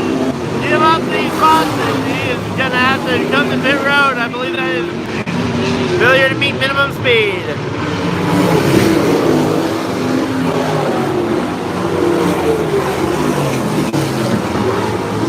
Oh, and caution flag. Caution, caution. Caution is out. And that is going to slow this pace down, but man, they are booking it around here. I feel like I paved in dirt. Yep. Man, we are. It is a dirty race, but here we go. I believe the 61 has taken the lead, but I think the 07 has made up enough ground. Yes, the 07 has definitely made up enough ground. 07 is your championship leader as they currently run.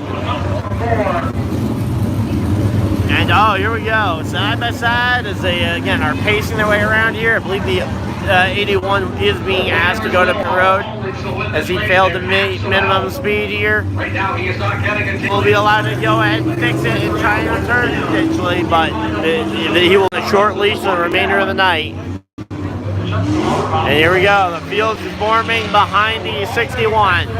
So second, third, fourth, and fifth for the 07. Again, remember, he needs to finish 8th or better to go ahead and get it, and he is currently in the 5th position. I believe he is in either 5th or 6th. And we got a car going for a wave round. So here we go. Again, they are choosing here, and it is a dirty race, and we are getting ready. Hopefully you guys enjoyed that first green flag launch there. And the rest of the races will be getting ready here. Right now, Matt Hoyt runs in 5th. He'll be on the outside of row 3. He would be the champion if we're at end right now. So yeah, second, third, fourth, and again, in 5th place. He needs 8th or better. Currently in 5th, the 07 car here. If he finishes 8th or better, he's your champion. And right now he would need to finish at worst 8th, because the car that would take the championship lead from him, if he falls to 9th, is currently the race leader. So yeah, he absolutely cannot afford to lose more than about 3 spots on this restart. He is going to be starting in the 5th. Brakes on that car. And the lack of brakes on this 23 car is certainly getting concerning. Let's go with Thunder now. He has no brakes. Yeah, but he's still going. Well, yeah, he doesn't have an option. He can't just tell the guy to stop when it looks like a visor drop just came off there.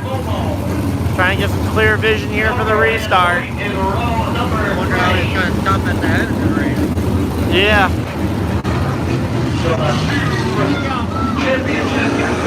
Doubled up and ready to go racing.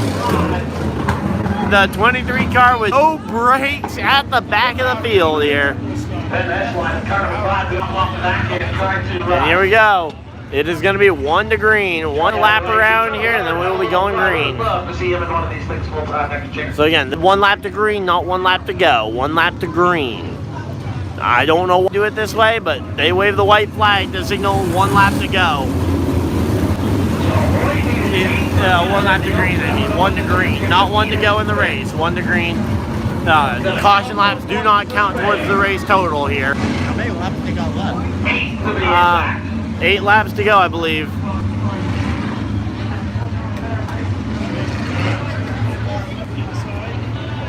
Here we go. Here we go. Green, green, green. Green flag's out. We are back to racing.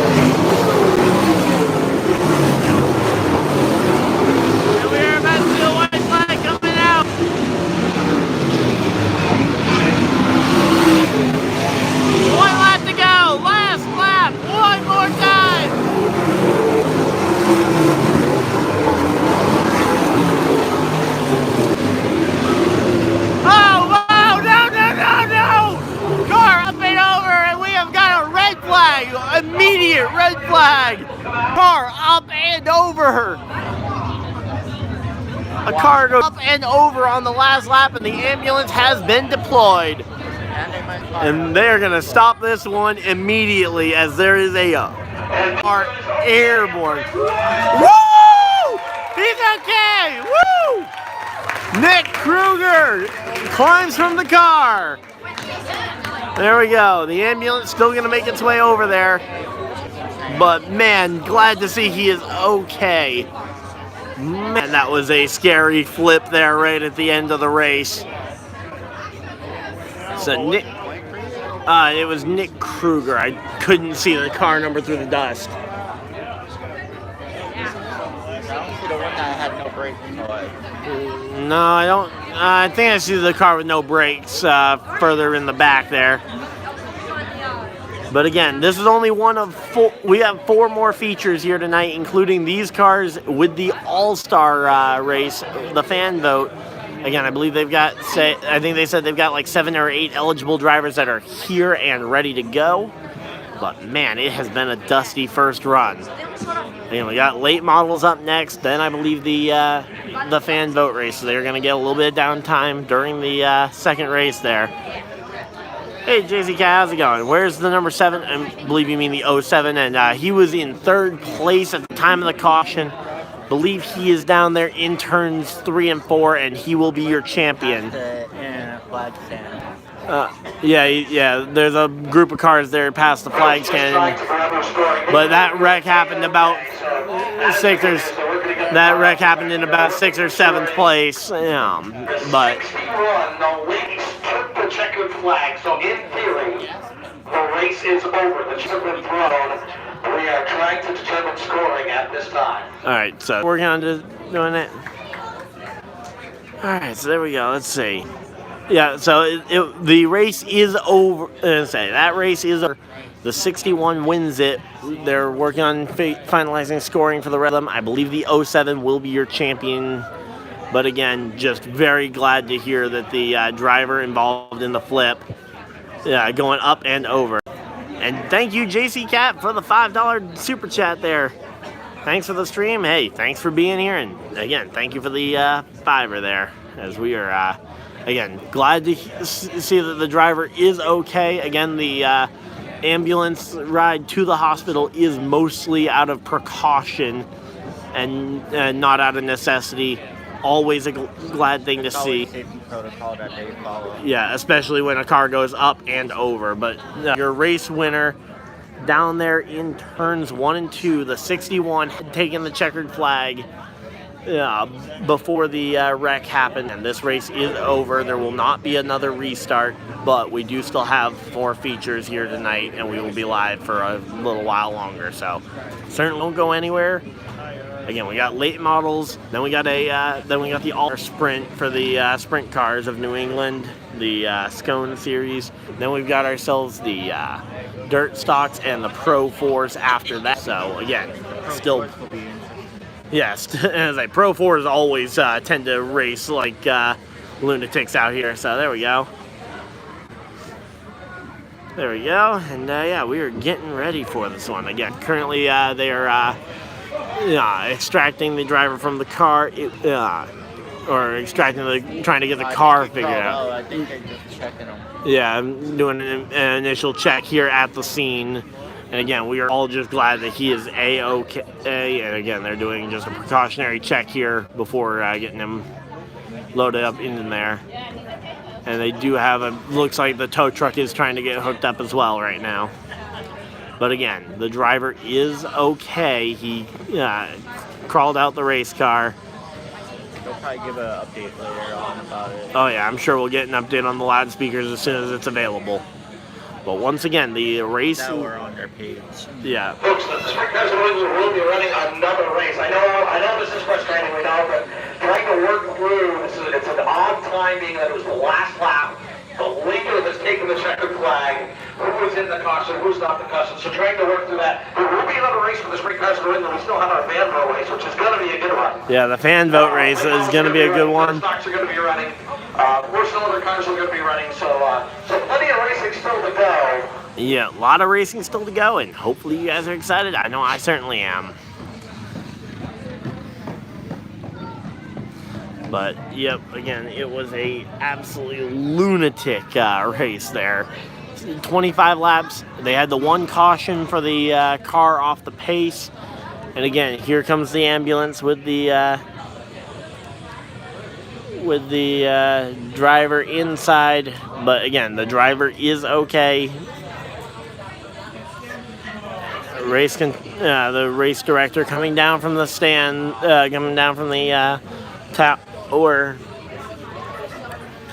But yeah, there is the Unity Hospital, Unity ambulance there, getting the driver to the.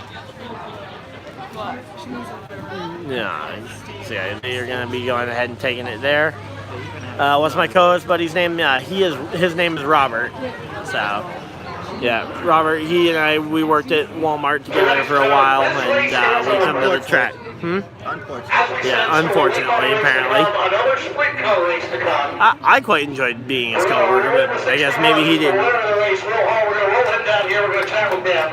But there we And go. we're only 07. Who is the And again, champion? all right, the red has been lifted. The yellow and checkers are out as the rest of the field is going to go ahead and get pushed across the line. What a way for this race to end with a bunch of ATVs just wheeling the cars to the checkered flag here. Because these cars don't have onboard starters, they are going to get rolled here. Again, Matt Hoyt, the series leader in points, and I believe he is your champion here in the SCoNE series, the sprint cars of New England. And again, this is one of 5 races tonight. We are far from over. And the 07, the championship contender here. Again, the 61 had a shot at the title if 07 finished far enough back. And he won the race. He did what he needed to do. But I believe the 07 also did what needed to be done and finished inside that top 5. And he will be your champion here as they are going to get ready to present him with the trophy, I believe. And there we go. The number 89 car also making his way on by. And again, we are far from over here in the in Unity. What are you doing? That's the one with no brakes. I haven't seen him. Huh? I haven't seen 23. Yeah, I haven't seen him either. Maybe it was the car without brakes that wrecked. Here he comes. The helmet is already off. Your 2024 Sprint Cars of New England champion. Driver of car number 070 climbs out of the car. Here he is, ladies and gentlemen. Matt Hoyt. Come on out here, bud. So the SCoNE series champion there.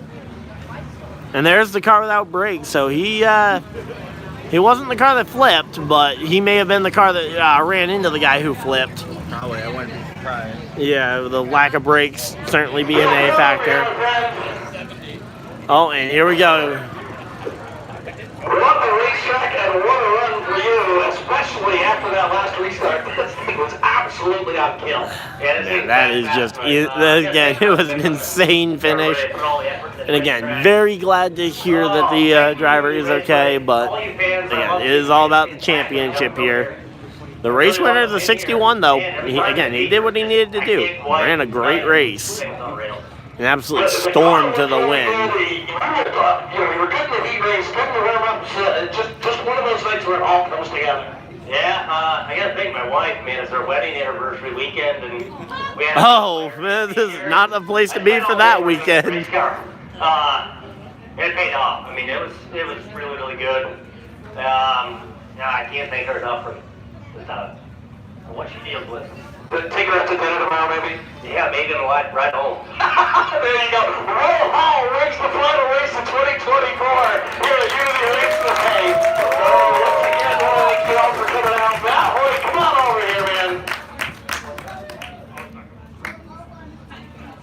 So, you win a championship. Usually you wheel the thing down in victory lane, you hop up on the wing, it gets all wild and crazy, and then because of weird, wild circumstances, you gotta sit in the car for 10 minutes while we figure out what the heck is going on. My apologies, but congratulations, man. It's all good, man. I'm just so happy to be here. We worked so hard on this stuff.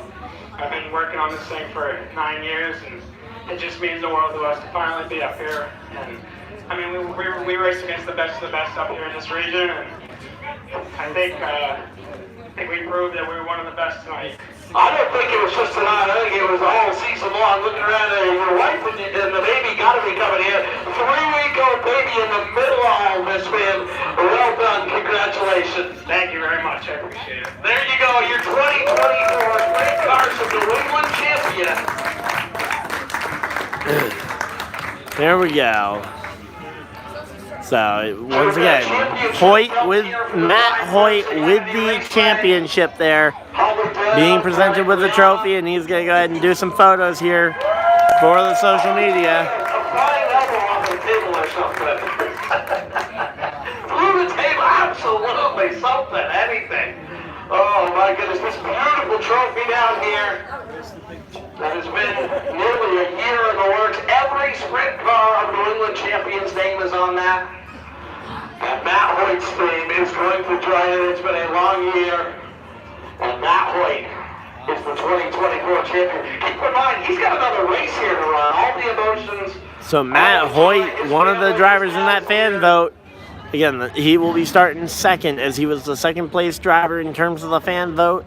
The number 12 will be on the pole, assuming that he is okay. Assuming that he was not seriously damaged in that melee. But again, we got late models up next. We got late models up next, and then the sprint cars will be coming back out for their feature. For their special event. So I can hear the late models revving up to go. Late models are rearing up. So what exactly is the fan vote deal? So the fan vote, they had a vote going on throughout the weekend where they were accepting donations, 5 cents per vote, and all the fans here at the stands were able to go ahead and cast votes for their favorite driver. Half that money is going to, over $2,000 going to charity. Then a quarter of that prize money is going directly to the fan vote winner, the driver of the number 12 sprint car. And then about 7 to 9 sprint cars will be coming out here and racing for the final 25% of that prize pool. About $1,100 in the prize pool here for the fan vote sprint. It will be a 12-lap feature here after the late model race.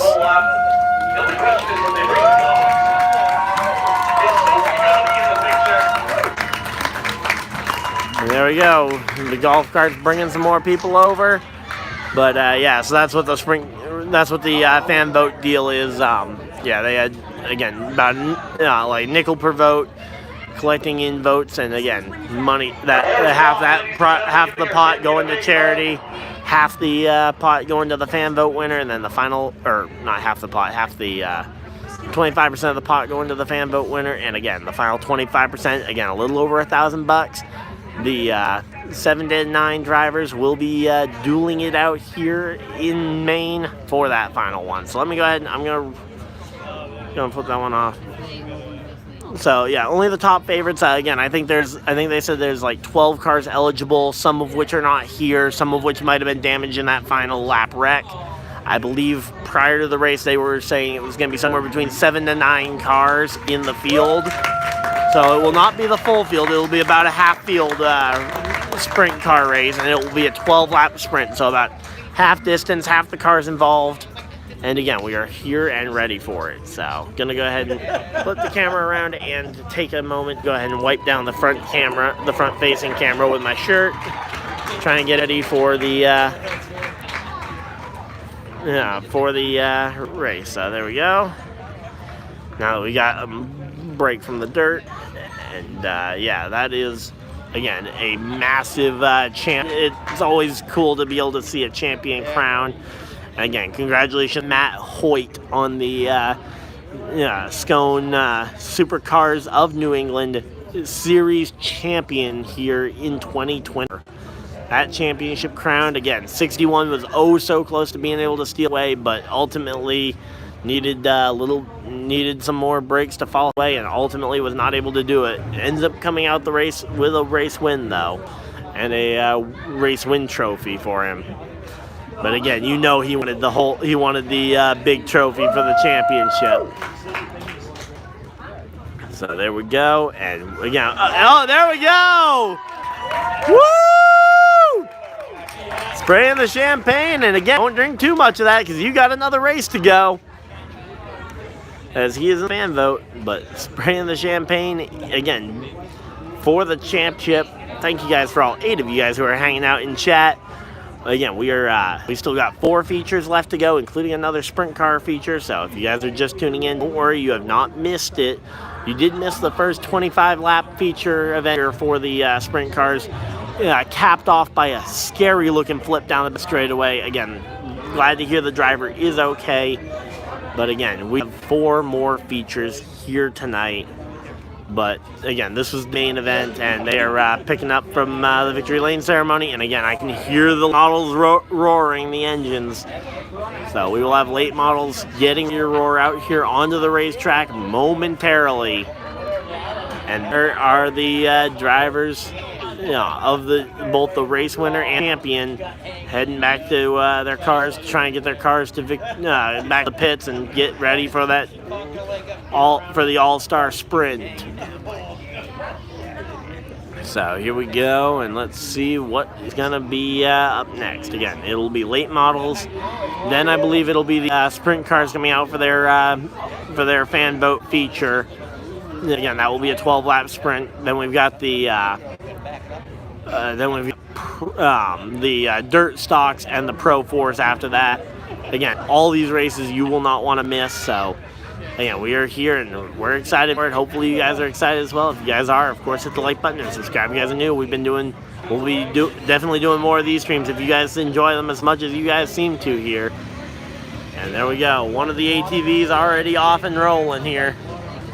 But again, this is a amazing racetrack, and again, I love supporting my state. Yeah, gotta love some good old-fashioned dirt track racing. Again, this track was nearly gone back in it was nearly gone back in 2019, 2020, and the pandemic really nearly ended it. And then ultimately, some new ownership came in and was able to revive this track and has brought it back to glory, as we just got to see a high-level championship crowned here on the day. And again, those 2 cars, massive congratulations to both drivers. Again, Matt Hoyt in the 07, the champion, and the 61, the race winner. Needed a couple more breaks to fall his way if he was going to be the champion, but still, a race win is a race win. And as they clean up on the front stretch, we will be getting ready for the late models here in just a few moments. So there we go. We're going to flip the camera around and, yeah. Thoughts on the first race of the night? Very interesting. Got a flip on the back end, but really unexpected. I wasn't expecting that to happen. Yeah.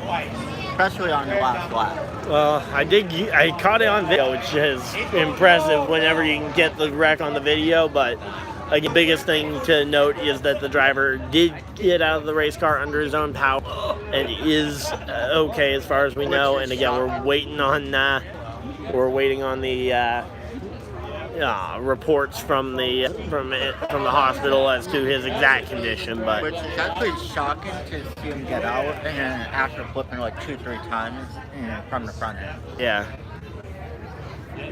Sometimes they end up getting carried out. Yeah, but luckily that was not the case here. And again, the late models will be rolling onto the track momentarily. Definitely gonna be a job getting the dirt out of my clothes here. Yeah, we might not say anything because we didn't want to eat dirt. Well, I think an okay job of keeping commentary going despite the dirt and dust. But yeah, dust literally everywhere here. Even gonna go ahead and just wipe down the camera on the front half. And again, we are here and ready for the dirt late models. Again, they will What's be. your prediction on the late model race? We won't see a car airborne. Well, that's the thing. We don't Considering see these anyone. cars weigh like 2,500 pounds. They weigh more than the sprint. Oh yeah, they probably weigh about 3 of the sprint car make up a late model if I had to 3.5, I guesstimate. want to say. Yeah, but yeah, I would say we're probably gonna see a good race. I think the best race of the week of them will be the dirt stocks, the second to last feature of the night. I think that is going to be the premier They only have feature. that one driver that like to spin out half the time. Oh yeah, yep, that series. The late models, though, again, we got to see them race here in July as well, and they were a good race as well. Also, with the dirt stocks when they do the heat in 29 is spitting a lot of smoke out. So That was the Fast Fours, I think. no, I think it was the Pro with Fours. the truck and all the fast forward. Yeah, but that was the last feature of the night, that was the last sprint. So that was gonna be the Fast Fours. Because they've done the heats in the same order that they're doing the features. They started off with the sprints, then late models, then they went to the dirt stocks, and then we. It could have been the Pro Fours, or it could have been the dirt stock sometime. Yeah, but ultimately, again, we're waiting on the cars. They should be coming out onto the track here momentarily. I've been hearing them roar a while now. The front stretch is all clear. And again, we are here and ready for this one. Yeah, well, 15 lapper here for the dirt late models. And again, we still have sprint car action. Yeah, for anyone who is only here for the sprint cars, again, we will have a second sprint car feature coming up after the 15-lap late model event. So definitely still plenty of racing to go, and Should be interesting. Just stay tuned. yep, definitely stay tuned, and yeah. All right, so yeah, looking forward though to the NASCAR Cup Series race tomorrow. I think Kansas is going to put on an amazing show tomorrow on TV. Streaming that one too? Yeah, I'm going to be streaming that one, live play-by-play and reaction of the NASCAR Cup Series race from the Kansas Speedway. Should be a good race. Have not been able to keep up with any of the action in the NASCAR Xfinity Series race as we've been here at the track. But, yep, so again, we are just waiting, and oh, here we go. Starting to see some motion over by the pits. Awesome. And, yep, starting to see some late models. And there they are, the late models crawling up from the pit lane. They emerge here, ready to put on a show here. A massive thank you to everybody that has already been a part of this. And again, we're here for another 4 features. We got 15 laps here with the late models, 12 laps with the sprint cars in a moment. The sprint cars will be back out. So 5 late models, 5 late model cars here. Possibly one of them might be having technical difficulties in the pits. But 5 late models emerge from there, and we are gonna go ahead and gonna do an up to speed lap here.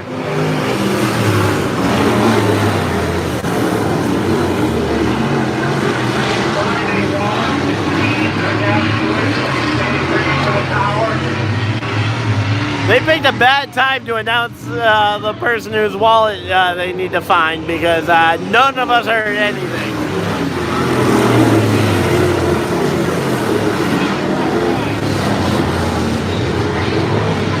Again, they're just doing some up to speed laps here.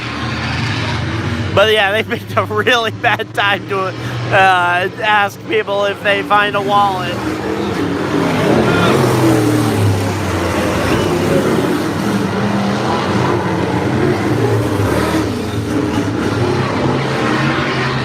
And here we go, the yellow flag, and they are gonna. The yellow flag is out, and they're gonna be slowing it right back down here. But again, these sprint car or these late models, they are gonna put on a show here. probably did it on purpose. Maybe. We'll have to wait and see. We'll see if they make the announcement again when they aren't currently revving the engines. Again, 15-lap feature year. And yeah, we are getting ready for this one. And if anyone who happens to be watching this while you're at the track, one, why are you watching this while you're here at the track? Just take a look around rather than be on your phone. But yeah, if you guys happen to see a wallet that matches the description that we did not hear, let me know, and we'll try and get and report it to the track. But here we go. Again, the 5 late model cars here. It's a small field, but a 15-lap feature. Plenty of time, plenty of action to go. 15 laps. So here we go. It's again, we are getting ready. A nice, big, action-packed weekend of racing here. Had a full slate last night as well. So yeah, if you guys like the... And here we go. Green, green, green. Green flags out. We're back to racing.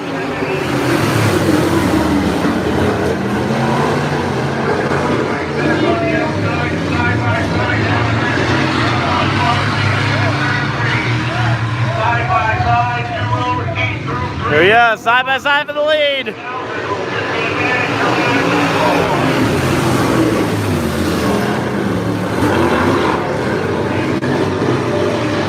These are some bigger, beefier cars. Making a move to the outside.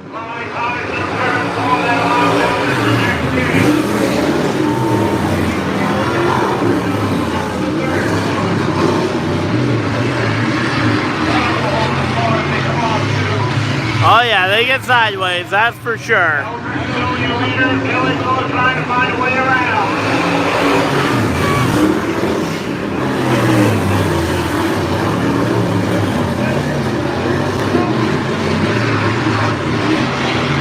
And again, the battle for the lead.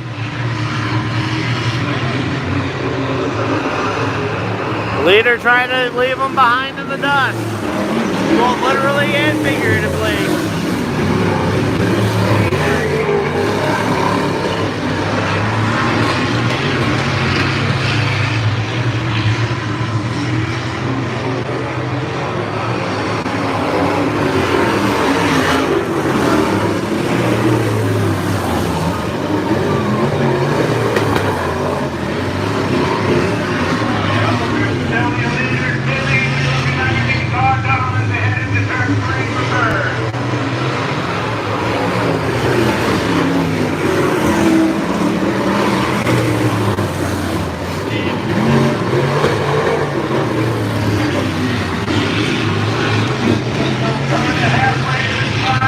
Half down, half to go. It is going quick.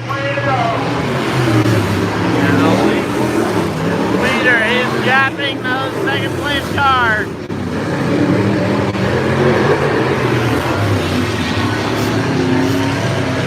Here we go. Let's see. 10 second place. Do something to try to catch the leader.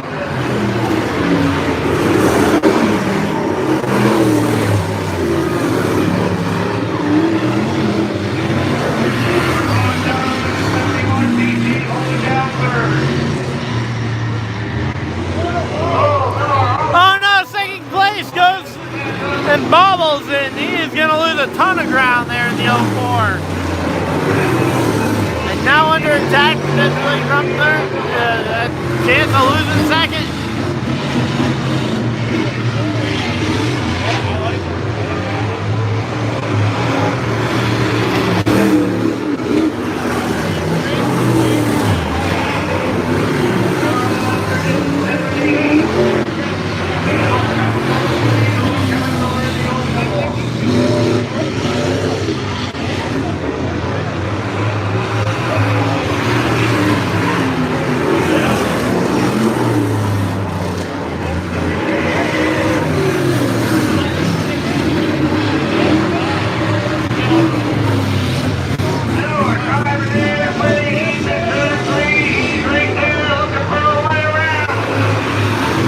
Say, the battle of the lead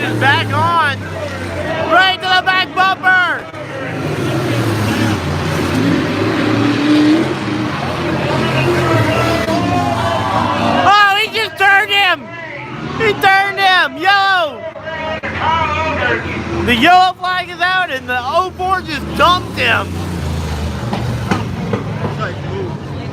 The 04 just completely dumped the leader of the race. And let's see, is there going to be payback here? Let's see, the 01, not the race leader. Where's the race leader? Oh, he is still down there in turn 3 and 4. So here comes the leaders. Again, we're going to have to wait and see, but that is not the way you want to see your night ended here. If that is going to be the end of the night, he may just need a push to get started because these cars, similar to the... oh, yep, there we go. I just know with these cars, they also don't have onboard starters, so if they stall the engines, sometimes they aren't able to get going on there and need a push, just like the sprint cars. So here we go. The number 7 car, what is he going to do here? Again, curious to see if we're going to see payback here, as he just dumped for the lead. I believe he is still actually technically your race leader because the caution got thrown before they completed the lap. And because laps under caution count, I believe the 7 is still your rightful leader. So he's going to get right back to the front of the field and be right in front of the 04 once again. That's their president, and push him again. Well, yeah, but we might see him get revenge on the 04 now that he knows what's coming. And, we'll have to wait and see, because sometimes when you're involved in the crash, they might not let you have your spot back in. Looks like that might be the case here. They are not going to let the 7 get back to the lead. So, yeah, it looks like the 7 is going to have to... maybe we'll have to wait and see. But, yeah, I think especially where that wreck was absolutely nothing to do with him, then I would definitely be a fan of him getting his spot back. But, again, sometimes the rules are rules. I just know that typically the field is frozen at the time of caution and they return to that spot. And, oh, looks like they have penalized the 04 and are sending him to the back. They are sending the 04 to the back for that dump and run. And that is going to promote now the number 71 FT to the lead of the race. And the 04 is now the dead last on the grid behind the number 7. So once again, the 7 and the 04, they are going to be racing. Now they're starting to the back. Yeah, rough driving penalty there on the number 04. Absolutely fair penalty considering the fact that he just completely flat out dumped him. And it's a green-white checker. Green. So 2 laps to go, restart. Green-white checker here. So they're getting, it'll be 1 to green at the line. 1 to green here.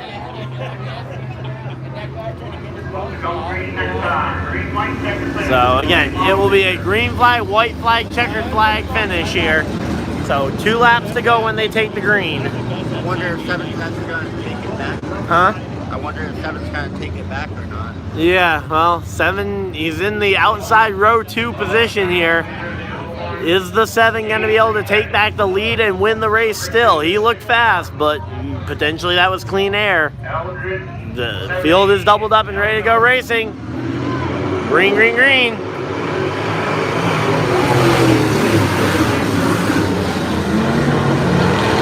And the 7 already on the attack, trying to take second away.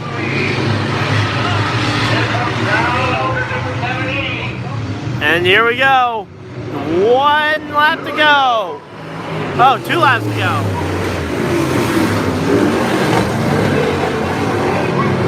My bad, 2 laps to go. Oh, and another driver around. Come on.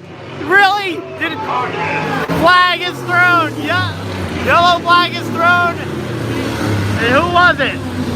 Oh, did the 07 get... I think someone got payback on him. I say, the 04 gets turned.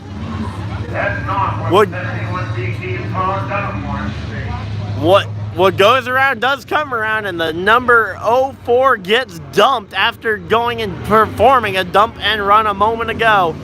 He was penalized for rough driving. We'll have to wait and see if they are going to penalize whoever dumped him. I did not get a chance to see which car did it. I assume. Oh, and the 04 going straight to the pits. So the 04 goes to the pits, and here we go. We got 4 cars left, and I believe we got a 1-lap dash. I don't even think they finished the second to last. All right, well, they've either got 2 laps to go or 1 lap to go, and we are going to be getting ready for a restart here. Thank you to all 9 people hanging out in chat. Again, remember to like and subscribe if you guys are new. We still have a sprint car feature after this, a 12-lap all-star type event, along with 2 other local weekly series after that, the dirt stocks and the Pro 4s. So here we go. Again, they're going to go ahead and do it 1 to green, 1 lap, 2 green. So it'll be green next time by. Not sure of the exact lap count. It's either 1 to go or 2 to go, depending on where they called the green. I believe it is going to be the 1 to go. So I think they were going to be throwing the white flag there as they threw the yellow. I thought we might have ended up ending the race there if they took the white. But here we go. And the green flag is ready, and it is going to be green, green, green. Green flag is out, and we are back to racing.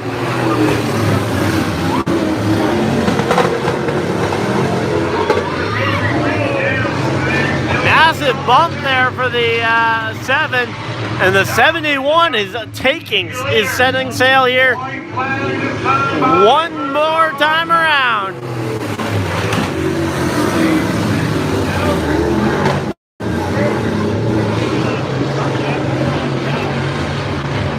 And the blue and green car, the number 71.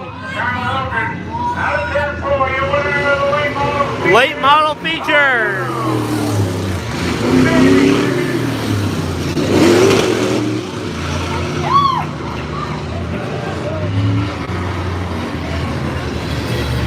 Did 7 just let the 61 take 3rd there as they were going like 12 miles an hour? Not sure what the deal was with that, but there's the late model feature. 71 BT Todd Dunham. Give him a hand. All right, so the number 71 gets the win here in the late model feature. So that is now 2 features down, 3 to go. So they're going to go ahead and hand him the checkered flag and let him go ahead and do his victory lap. And again, the 04 was the story of that race as he goes and does a dump and run and then ends up the victim of one a few moments later. So again, that is only race 2 of 5. We still got 3 more features to go, and next up will be the Sprint Cars All-Star Race as they go ahead and they have set the lineup based on the fan vote results. And it will be a 12-lap feature coming up for them.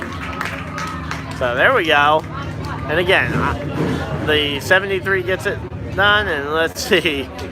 Yeah, I would love to. I want to know what the 7 has to say about that. Come on. I'm curious on that too. But my guess is they're probably only going to interview the race winner because that's pretty typical here at the at the local track because they got it. They got the sprint cars already coming on to the backstretch, trying to get through the schedule as quick as possible here. So we'll have to wait and see. Again, we don't know exactly how many sprint cars are going to be on the field. Again, there were, we believe, somewhere between 7 to 9 dirt cars. And there we go. Oh, they're going to hand it back over to the SCoNE. So they're not even going to interview the winner? Come on, man. Well, I want to know what he has to say. I would have made time for that. You don't have a lot of time, but you got to make time for at least talking to the race winner. But here we go. Let's see the 07, or not the 07, just the 7 here. No, you talk to the race leader. The 7 probably isn't going to be doing much talking. He might be going looking for a fight here, but He's going rolling off to the pits. Well, I wouldn't blame him. Yeah, no, I wouldn't blame him either, because yeah, what the 04 did to him cost him a shot at the race win, as he was the leader of the race and pulling away. Back on him. Uh, I think when they went around that turn, freaking, Yeah. I think 61 got more back. Yeah, and actually, maybe that's why the 7 was let the 61 get back on the podium, because the 61 took third there as they came across the line while they were going super slow. Yeah. Say that very well could be the case, and they're going and doing the photos there. And again, you're ready for this one. Yeah, they are probably about to fight. Yep, one of the times I wish I was on the pit road side of things so we could go ahead and try and film that, because genuinely that would be an entertaining thing to look for. All right, ladies and gentlemen.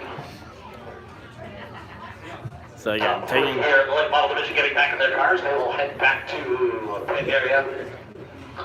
So this is winner. There we go. They're firing him up. $1,100, 12 laps. $1,100, 12 laps, and a 12 car on pole. But there's your late model feature winner. Dirt late models.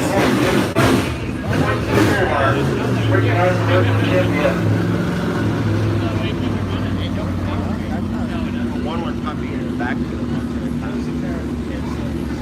Up next with the 23 New Hampshire. And the number 61, who managed to get third at the last moment. And again, those are your top 3 from the dirt late models. Again, we got 3 more features, including the sprint cars, who are about to have an all-star race. 73 is Jake Williams. Jake. The question is whether Williams was going to be in this thing, and so he was going to be able to compete, but it looks like he is out there ready to rock and roll, so he's going to go 12 laps. This is a 12-lap sprint winner take all, $1,100. Keep in mind, most of the races that we there we go. $1,000 to win. Pickup truck honking to the fans. Let's go. $1,100 to the winner, and exactly $0 to second. So the number 12, he is your fan vote winner. He gets by default, he will get 25% of the pot for this race. He gets $1,100 by default, as he was your fan vote, the most popular driver in the SCoNE Sprint Cars of New England series. So the driver of the number 12 gets that, and he will also get to start from the pole position as they go racing for 12 laps and attempt to try and go for a $1,100 purse. 7 of them? Yeah, from the count.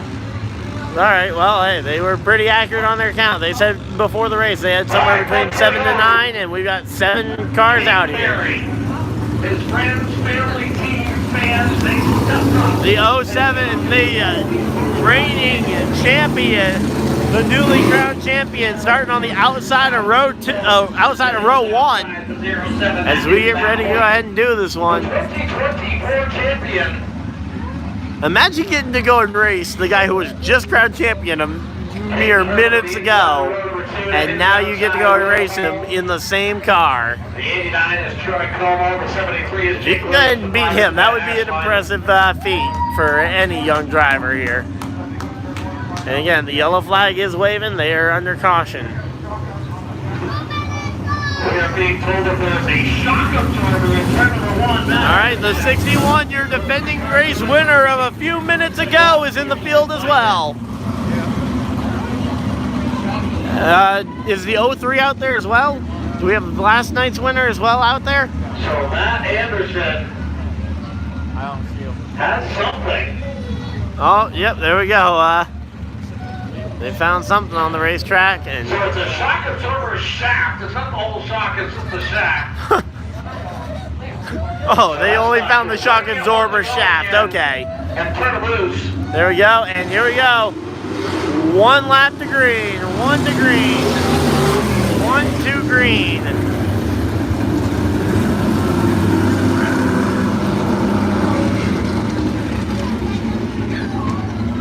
All Alright, here we go. 1 lap to green. They're going to go ahead, rev them up, and get ready to go green. Youngsters decided they were going to go not at all, a whole lap early. Alright, here we go. The flagman's got the green flag in his hand. Field ready to go green. Green, green, green. Green flag's out there. Back to racing.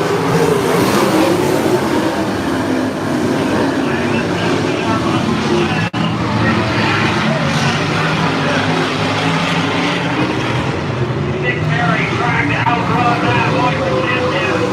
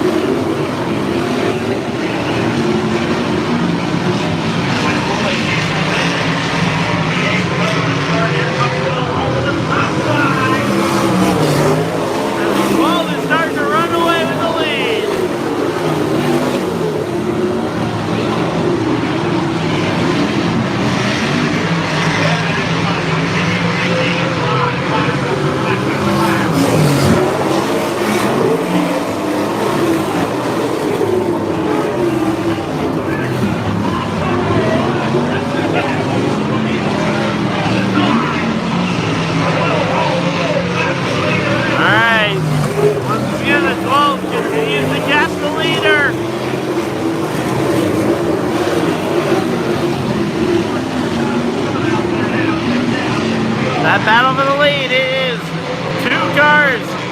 Halfway down, 6 down, 6 to go.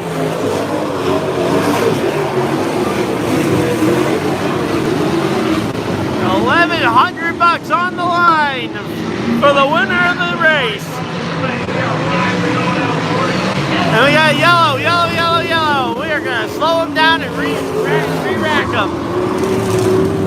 What's the flag for? What's the flag for? They must have seen something they didn't like, because, oh, we got a car stopped on turn 2. Number 61. Driver the number 61, the defending race winner from a few minutes ago, is stopped in turn 2, and that is the cause of the caution. The caution flag flies here. And 6 down, 6 to go. Halfway here. Halfway. Again, we are exactly at halfway. And Will Hall has broken that hot rod. We're going to get an extra up there for that. Yeah, I know. A lot into the race car. But there's also a lot of winnings throughout the season, and obviously that end of season purse. That means Dick Perry will be out in front all by himself. Matt Hoyt will get to choose inside or outside. So again, the 12 is your race leader. Matt Hoyt, your series champion, will get to choose his lane. And there we go. Troy Como on the outside here, Ben We got ourselves a fight here, and it will be a restart.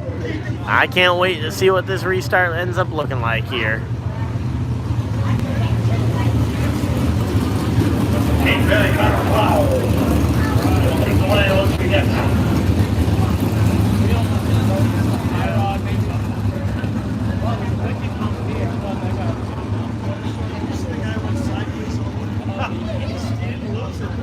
Alright, so we should be going green here shortly.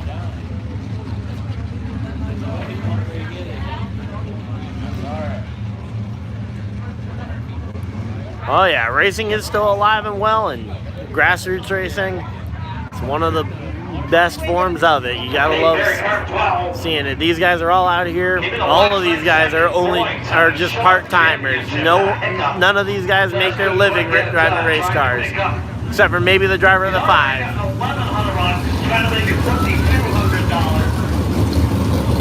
I say, yeah, if the 12 is able to win, that would be $2,200.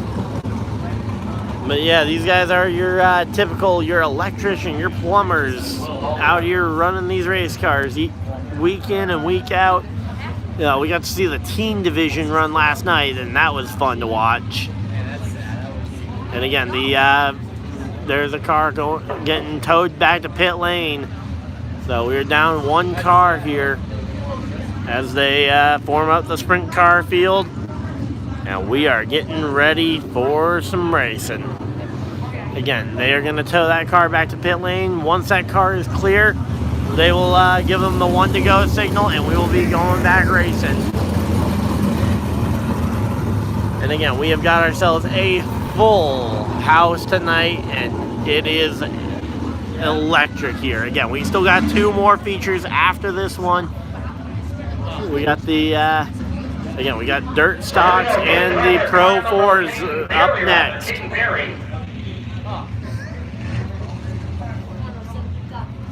Now these next 2 series are nowhere near as dusty as these last 2 have been, so we'll have a moment to go ahead and breathe.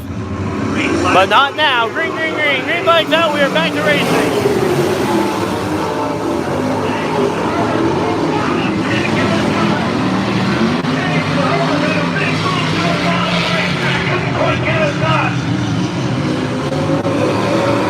Seven down, 5 to go.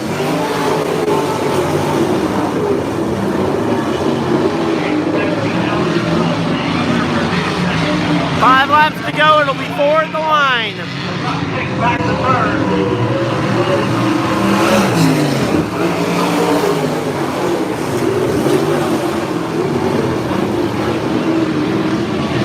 3 laps to go at the line. 3 to go at the line.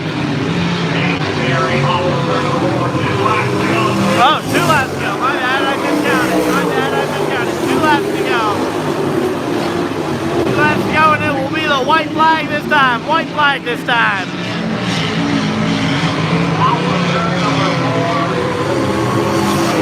Or not. 2 laps to go. Being signaled again.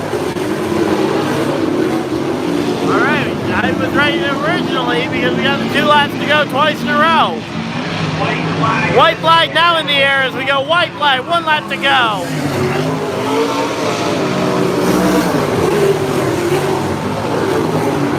And the 12 car has left them literally in the dust as the 12 car goes flying around here, and it is the checkered flag for the number 12.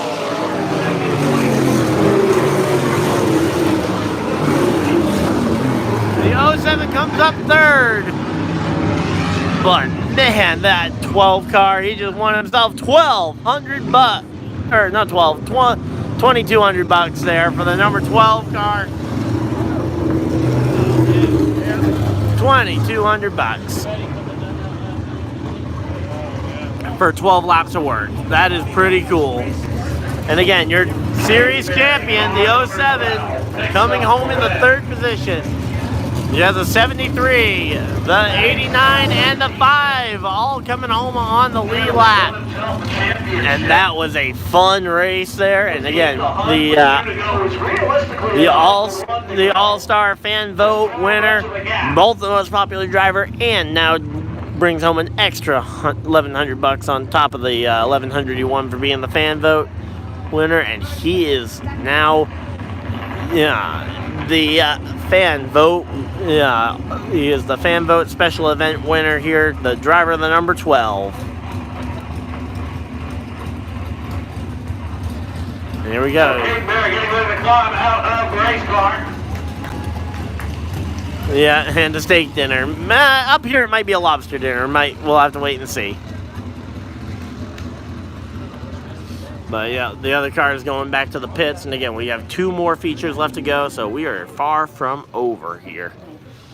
So it is a quiet racetrack as we await the winner of the fan vote and the winner of the fan vote special. Again, dirt stocks are up next, and then the Pro 4s will round out the night. Yeah, surf and turf. Hey, why have one or the other when you could have both?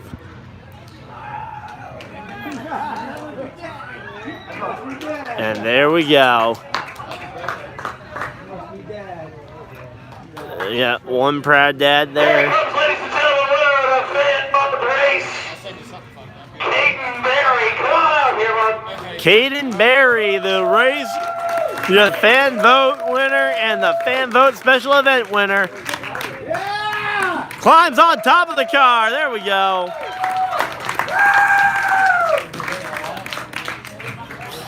Woo!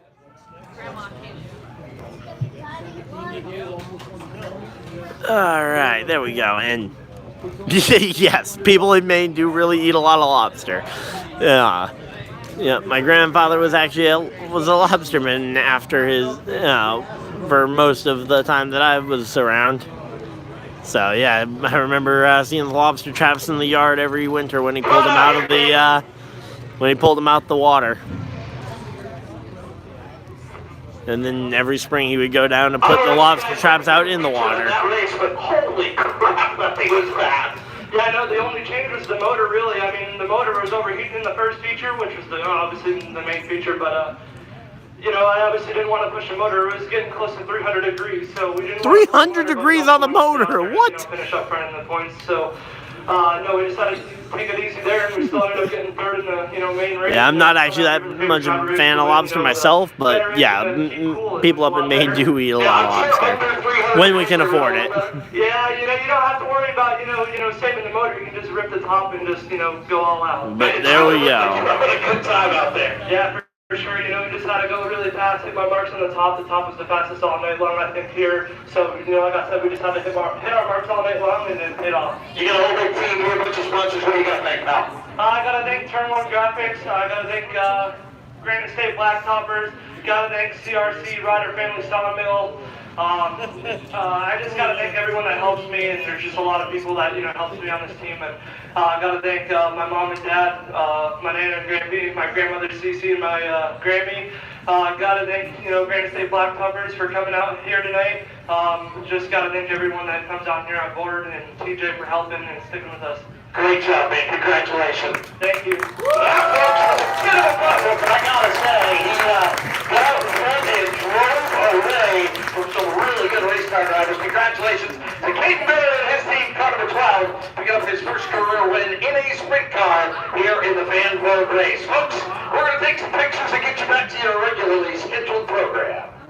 All right, and there we go. The Fan Vote special winner is the number 12. And again, we are getting ready for the weekly series. The dirt stock drivers getting ready to come out here. Yeah, and one of the worst if made improperly. But yes, deer jerky is pretty good, I've heard.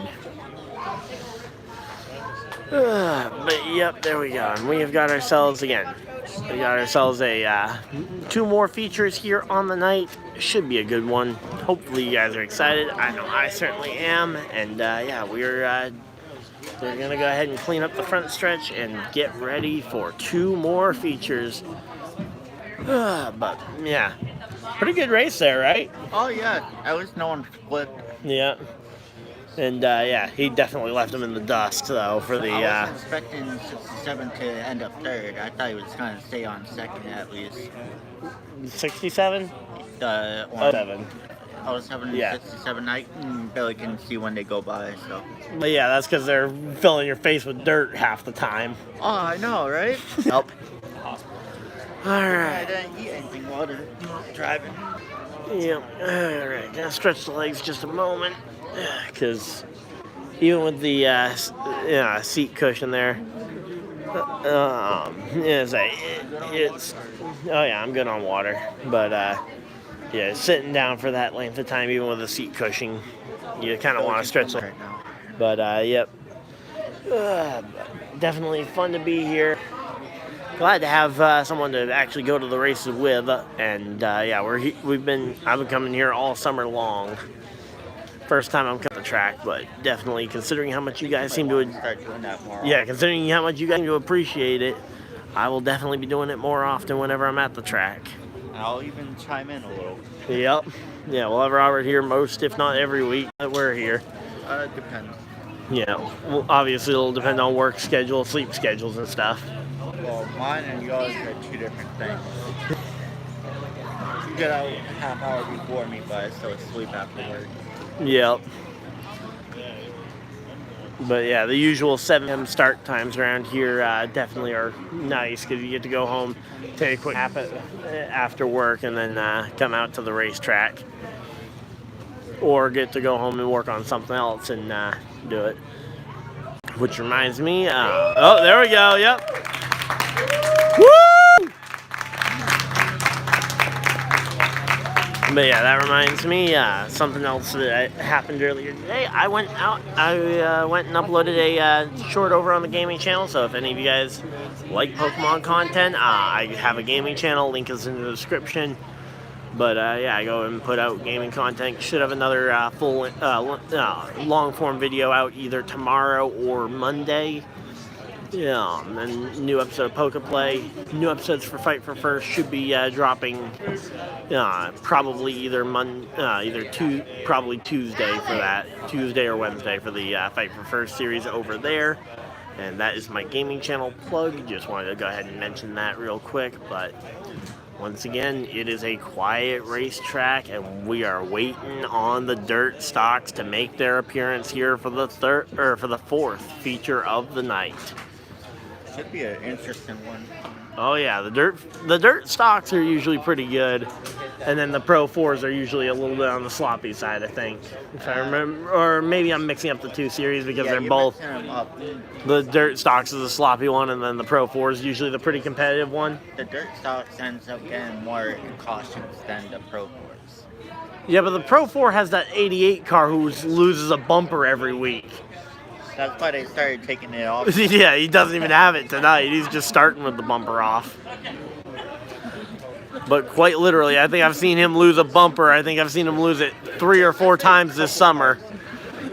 It's not only that one. There's a couple of them that lost a bumper. No, but I specifically remember one race, though, that I was here. This was before you started coming. The 88 was dragging the bumper from lap 1 to lap 15, and he never got black flag to bring it in. That was the second time it happened. Well, it happened twice. And that was fun. Yeah. And it's like, come on, get him off the racetrack. I don't think they want to look at an empty track.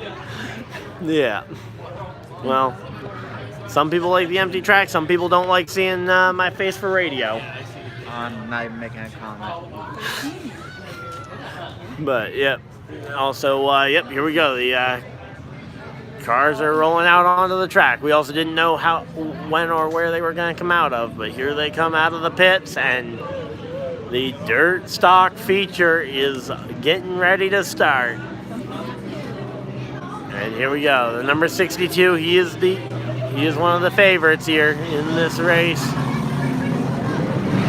And the dirt stocks, the 44, the number 18 car. Why does it look like a 69? The 62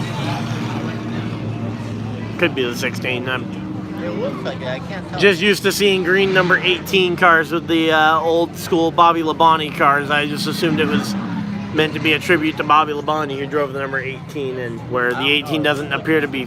But I can't tell. Well, there's also scratches and scrapes that make it hard, that can make numbers look different. But only 4 cars. I thought there were a lot more for the Pro 4 feature. No, Pro 4 has a lot more dirt stock, though. I thought there were like 6 or 7 cars out here for the earlier session. But it looks like it's going to be a 4-car special event here. Again, this is one of the 6 or 7 weekly series that we have here at the racetrack. Yeah, they are lined up and ready to go. 12-lap feature, your dirt stock. So 12-lap feature here for the dirt stocks. On the pole in the 18 is Charles McAlpine. Then outside, the 44 is Raymond Reynolds. The 16 is Billy Kinney. And the 62 IR. 1 to green, yep. Power up. 1 to green.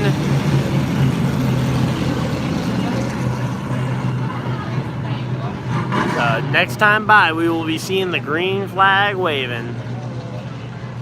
There we go. The green flag will be waving next time by, and we've got ourselves again a 4-car dash here. 4 cars will be competing for this win.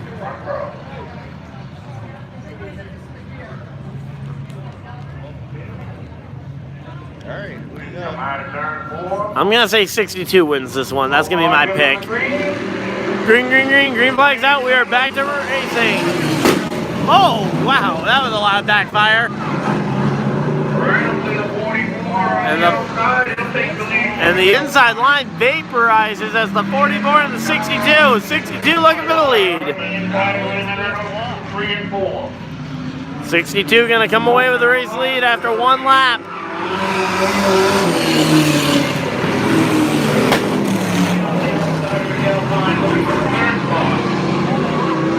But yeah, that 44 absolutely pops.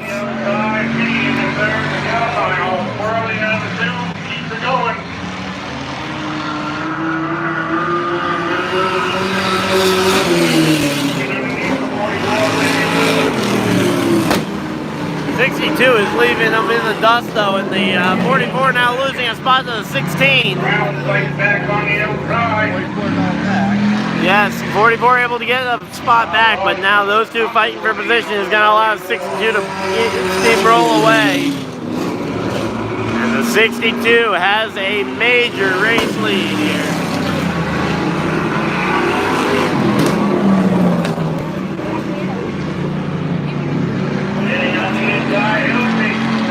Oh, and the 44 slows on the back straightaway.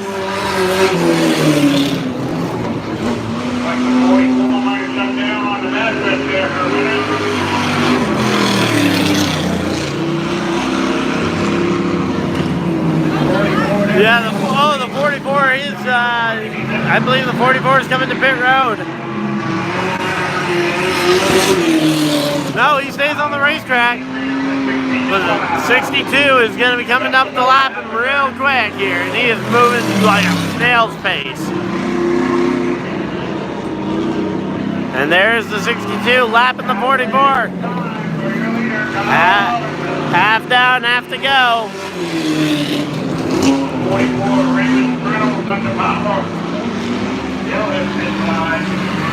Yeah, he's got a pit this time by, I think. I mean, he is way too slow out there. And yep, there we go to the pit lane of the 44. 62 coming up to lap another car.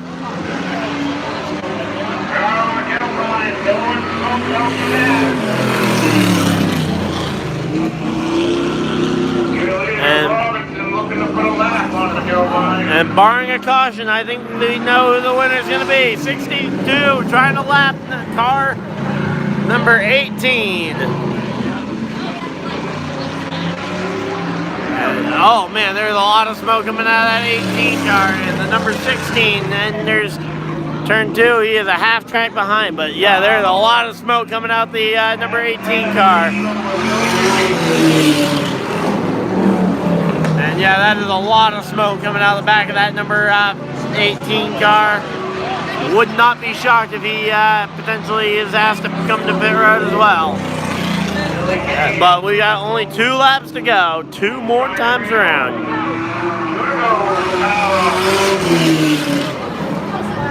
And there we go. And again, a major lead, and that smoke is absolutely horrendous smelling. And that's coming from a guy who has virtually no sense of smell. Looks like an oil burner. Yeah, it's got to be something. And here we go. The 62, can he lap the field? He's got 1 lap to go. Can he catch the 16 to lap the field? I don't believe it's going to happen, but he's going to have a shot off of turn 4. Can he lap the field? It's going to be no. The 16 survives, and the 62 wins the race, but not able to lap. Second place driver there, number 16. And as this car is absolutely blowing everything up, but he is going to finish the race 1 lap down. Oh, that smells horrible. Yeah, that is an awful smell. Burnt rubber or some sort of oil cooking off there, but regardless, here comes the 16 to cross the checkered flag and officially confirm he is your second place driver and finishes on the lead lap. One of only 2 drivers to do so, as the race leader and race winner, obviously finishes on the lead lap. Again, we still got one more feature to go. Yeah, smoke coming out the race leader. Yeah, that one. That one actually could be steam just because the radiator is designed to be cooled by the air going through it. But there we go. The 62 collects up the checkered flag there. But yeah, that one very well could be the engine there. It could be the engine or the radiator there because they're designed to have the air going through them to help cool the system. It happened when you stopped, so it might have been cooling down on the radiator. Yeah, exactly, because there was not as much air flowing through the radiator, allowing it to heat up and cook off some of that excess oil that was still going through the system. Or you overheated the engine a little. Yeah, exactly. Because he was trying to lap everyone. Well, I'm not even sure he was trying to lap him because he had a ton of speed and he just kind of backed off there when the 16 got into turn 3. But I certainly wanted to see him lap him. But yeah, the smoke has dissipated as the engine has now had time to naturally cool down as the engine is not cooking such a high temperature and not needing to be cooled. What's going on with 18 with the smoke on the back end? Oh yeah, that one I have no idea. That could have been tire rub, could have been oil leak in the back of the car, but there we go. They're doing the photo shoot here for the social media pages, and yeah, car number 62 puts on a dominant performance here in the 12-lap dirt stock feature. And again, we still have one more race to go. We've got the Pro 4 division with how many cars do you think were in that first sprint race? The Pro 4s, I think it seemed like 6 and during the heat, but I don't know how many went home. None go home. Yeah, in the weekly series, none of them go home. You wouldn't be.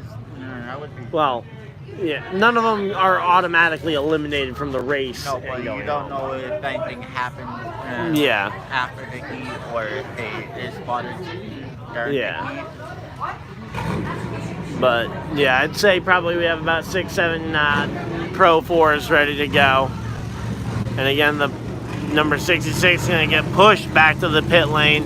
Meanwhile, the other drivers are starting up their cars and going to drive back. Can the 18 even get the car started back up? He's going to get the car started up.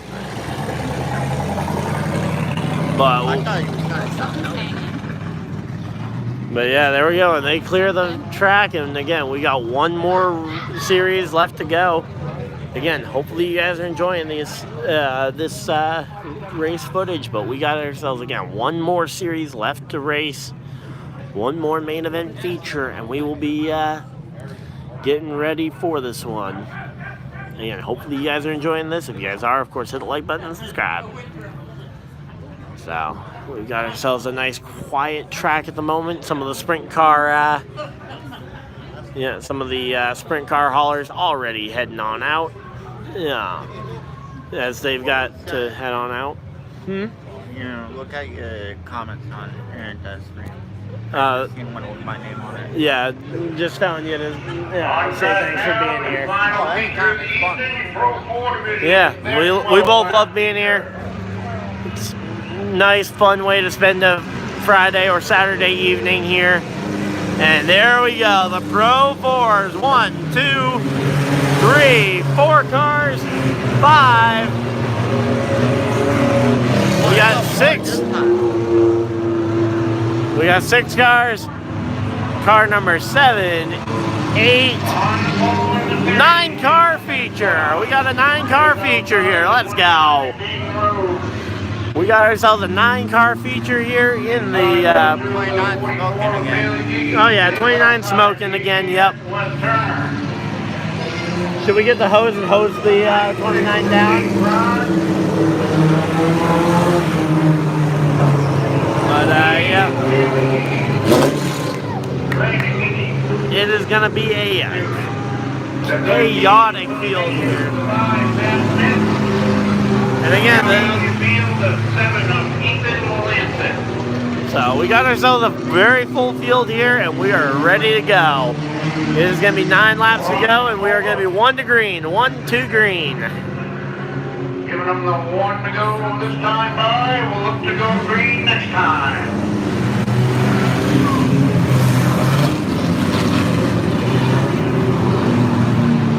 All right. Huh? Remember 88? Yep. He has no bumper this time, so I guess they started taking it off. Yep. Decided to skip a step of losing the bumper mid-race. But here we go.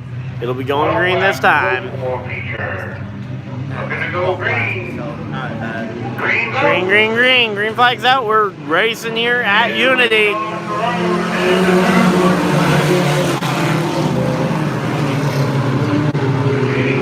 Let's see, can the 29 the pickup truck take the lead?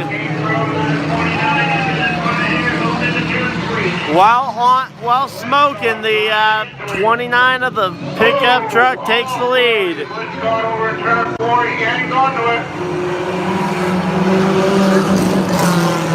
second.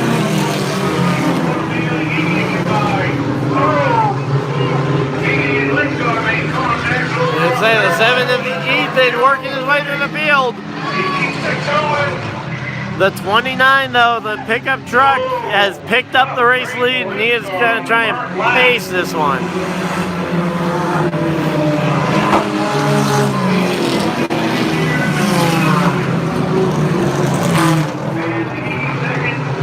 And another driver out here spewing some smoke too.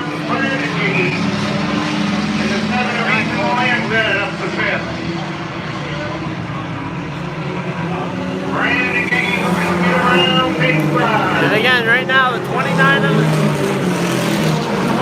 is leading this field. The pickup truck. Contact between the 7 of them and Brandon Gee and the 8. James Rhodes still your leader in the 29. Bailey Gee second in the 44. And the 44 are going to be able to try and make a challenge here. And the 44 challenge for the race lead.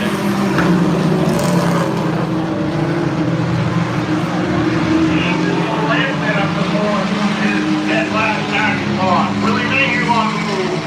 He's looking to the outside of Brandon Gee for the 5th spot.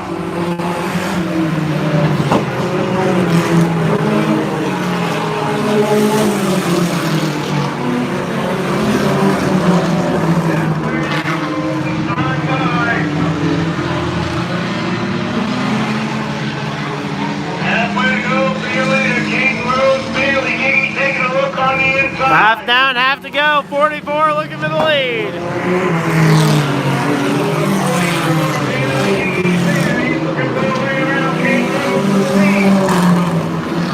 Final race of the night. Can the 29 hold off for the lead?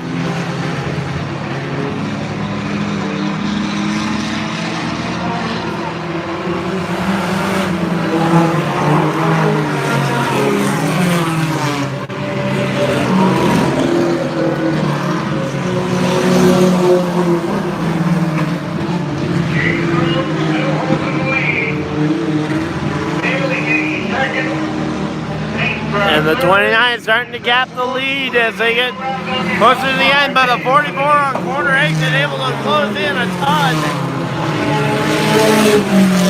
I think the 44 on corner exit might be preparing to make a move on the last lap. Yep, there we go. Car around the number 7 and staying green. Yeah, there's the caution, caution, caution. Yeah, as the driver was still getting out of the grass there, they didn't want him to pull it back up right in front of green flag traffic. So we're going to see a restart, and we're going to re-rack this field and get ready for another run. But man, what a night this has been. 29 and 44 is kind of at it. Oh yeah, imagine what they're going to be now that they're going to be starting alongside each other here. I think 29 they actually take the lead and then hold it. You think so? All right, well, hopefully you're right, but... I think I'm going to be right, but...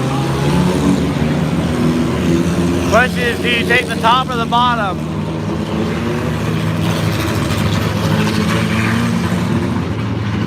Do you take the top line or the bottom line here if you're the leader? I would go top because if you go bottom, you're just gonna get smacked into. Yeah, but again, on the bottom of the racetrack, that's where the 44 has been able to get those massive runs off turn 4. And if they take the green off of turn 4, maybe the 40 goes on the inside. 29 ends up going on the outside and going right around. Yeah, but that's usually because the 29 has a little bit of an edge for going into the corner. If they're going to be side by side entering the corner, all right. Well, the 29 does take the outside, but I'm curious to see what this 44 can do. Again, he's going to be alongside through the main portion of 3 and 4, and then he'll get to accelerate on the bottom. And that's where he's been making his hay all night. He's been off of turn 4 on the bottom. Yeah, but out the turn 29 takes it. That isn't until we get all the way over to corner entry, and that's usually. And here we go, green, green, green. Green flag's out. We're back to racing. The 96 looking. The 96 takes it 3 wide. They went 3 wide and he took second. Yeah, 96 takes 3 wide, takes second, and that ultimately kills the momentum of the cars behind. And 2 laps to go. 2 laps to go. 2 to go. 29 on the pickup truck.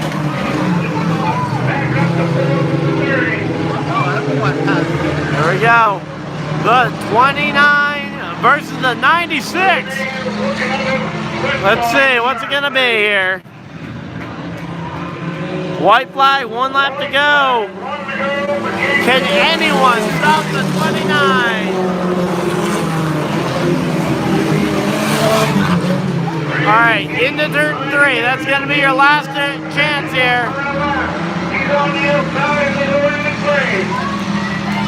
And no, the battle for second is gonna end the battle for the lead.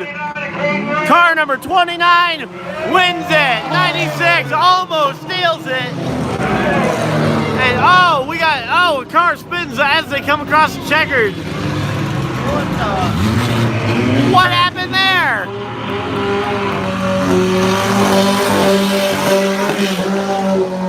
Literally, as they came to the checkered, yeah, he got completely taken out, front bumper and all. And the front and the top 3 finishers continue for their victory lap here, and they will be coming around to the front stretch to be congratulated as they head towards victory lane. And here we go. Your winner of the 29 of Caden Rhodes. Caden Rhodes in the number 29 pickup truck takes that victory, gets the checkered flag, and he's going to go for a victory lap. Victory in this lap. And that is the final feature of the evening. So, real big thank you to everybody who has tuned in. Again, we are still here for just a few more moments just to see what all is going to happen here. But I believe that is going to be everything we're going to get a chance to see. Because I don't think that, I think the car took care of the bumper. He went to pit road and he might be going and taking care of whatever he needs to in terms of revenge there. I was surprised 96 took it. 96 came that far. Yeah, and again, if he could have stopped battling for third, he would have had the win. But the battle for that second position just drags those 2 cars that are fighting for second back and allowed the 29 to have the lead. But there we go, and the driver of the 29 climbs out of the race car. There he is, and the driver climbs out triumphant. He's got his checkered flag in hand, and we are gonna go ahead and head on out of here. I got work in the morning. I believe you have 1 more day off before you go back to work. Tomorrow up, and then I'm back at work Monday. All right, so I got work tomorrow, so I will see you guys in the NASCAR Cup Series race. Again, 3 p.m. tomorrow, and then I will also be streaming the Buffalo Bills game and Lions game. Buffalo Bills tomorrow night, 8:20, or we'll be going live around 8 p.m. Eastern. And similarly on Monday night for the Lions game, we will be going live for that one as well. So thank you guys for everybody that has tuned in throughout this night. This has been great, and again, we will be live from the track more often now that I know you guys love it so much. But until next time, hopefully you guys enjoyed, and we will see you guys in the next video, live stream, whatever you guys decide to do with the rest of your night. Have a great night, everybody.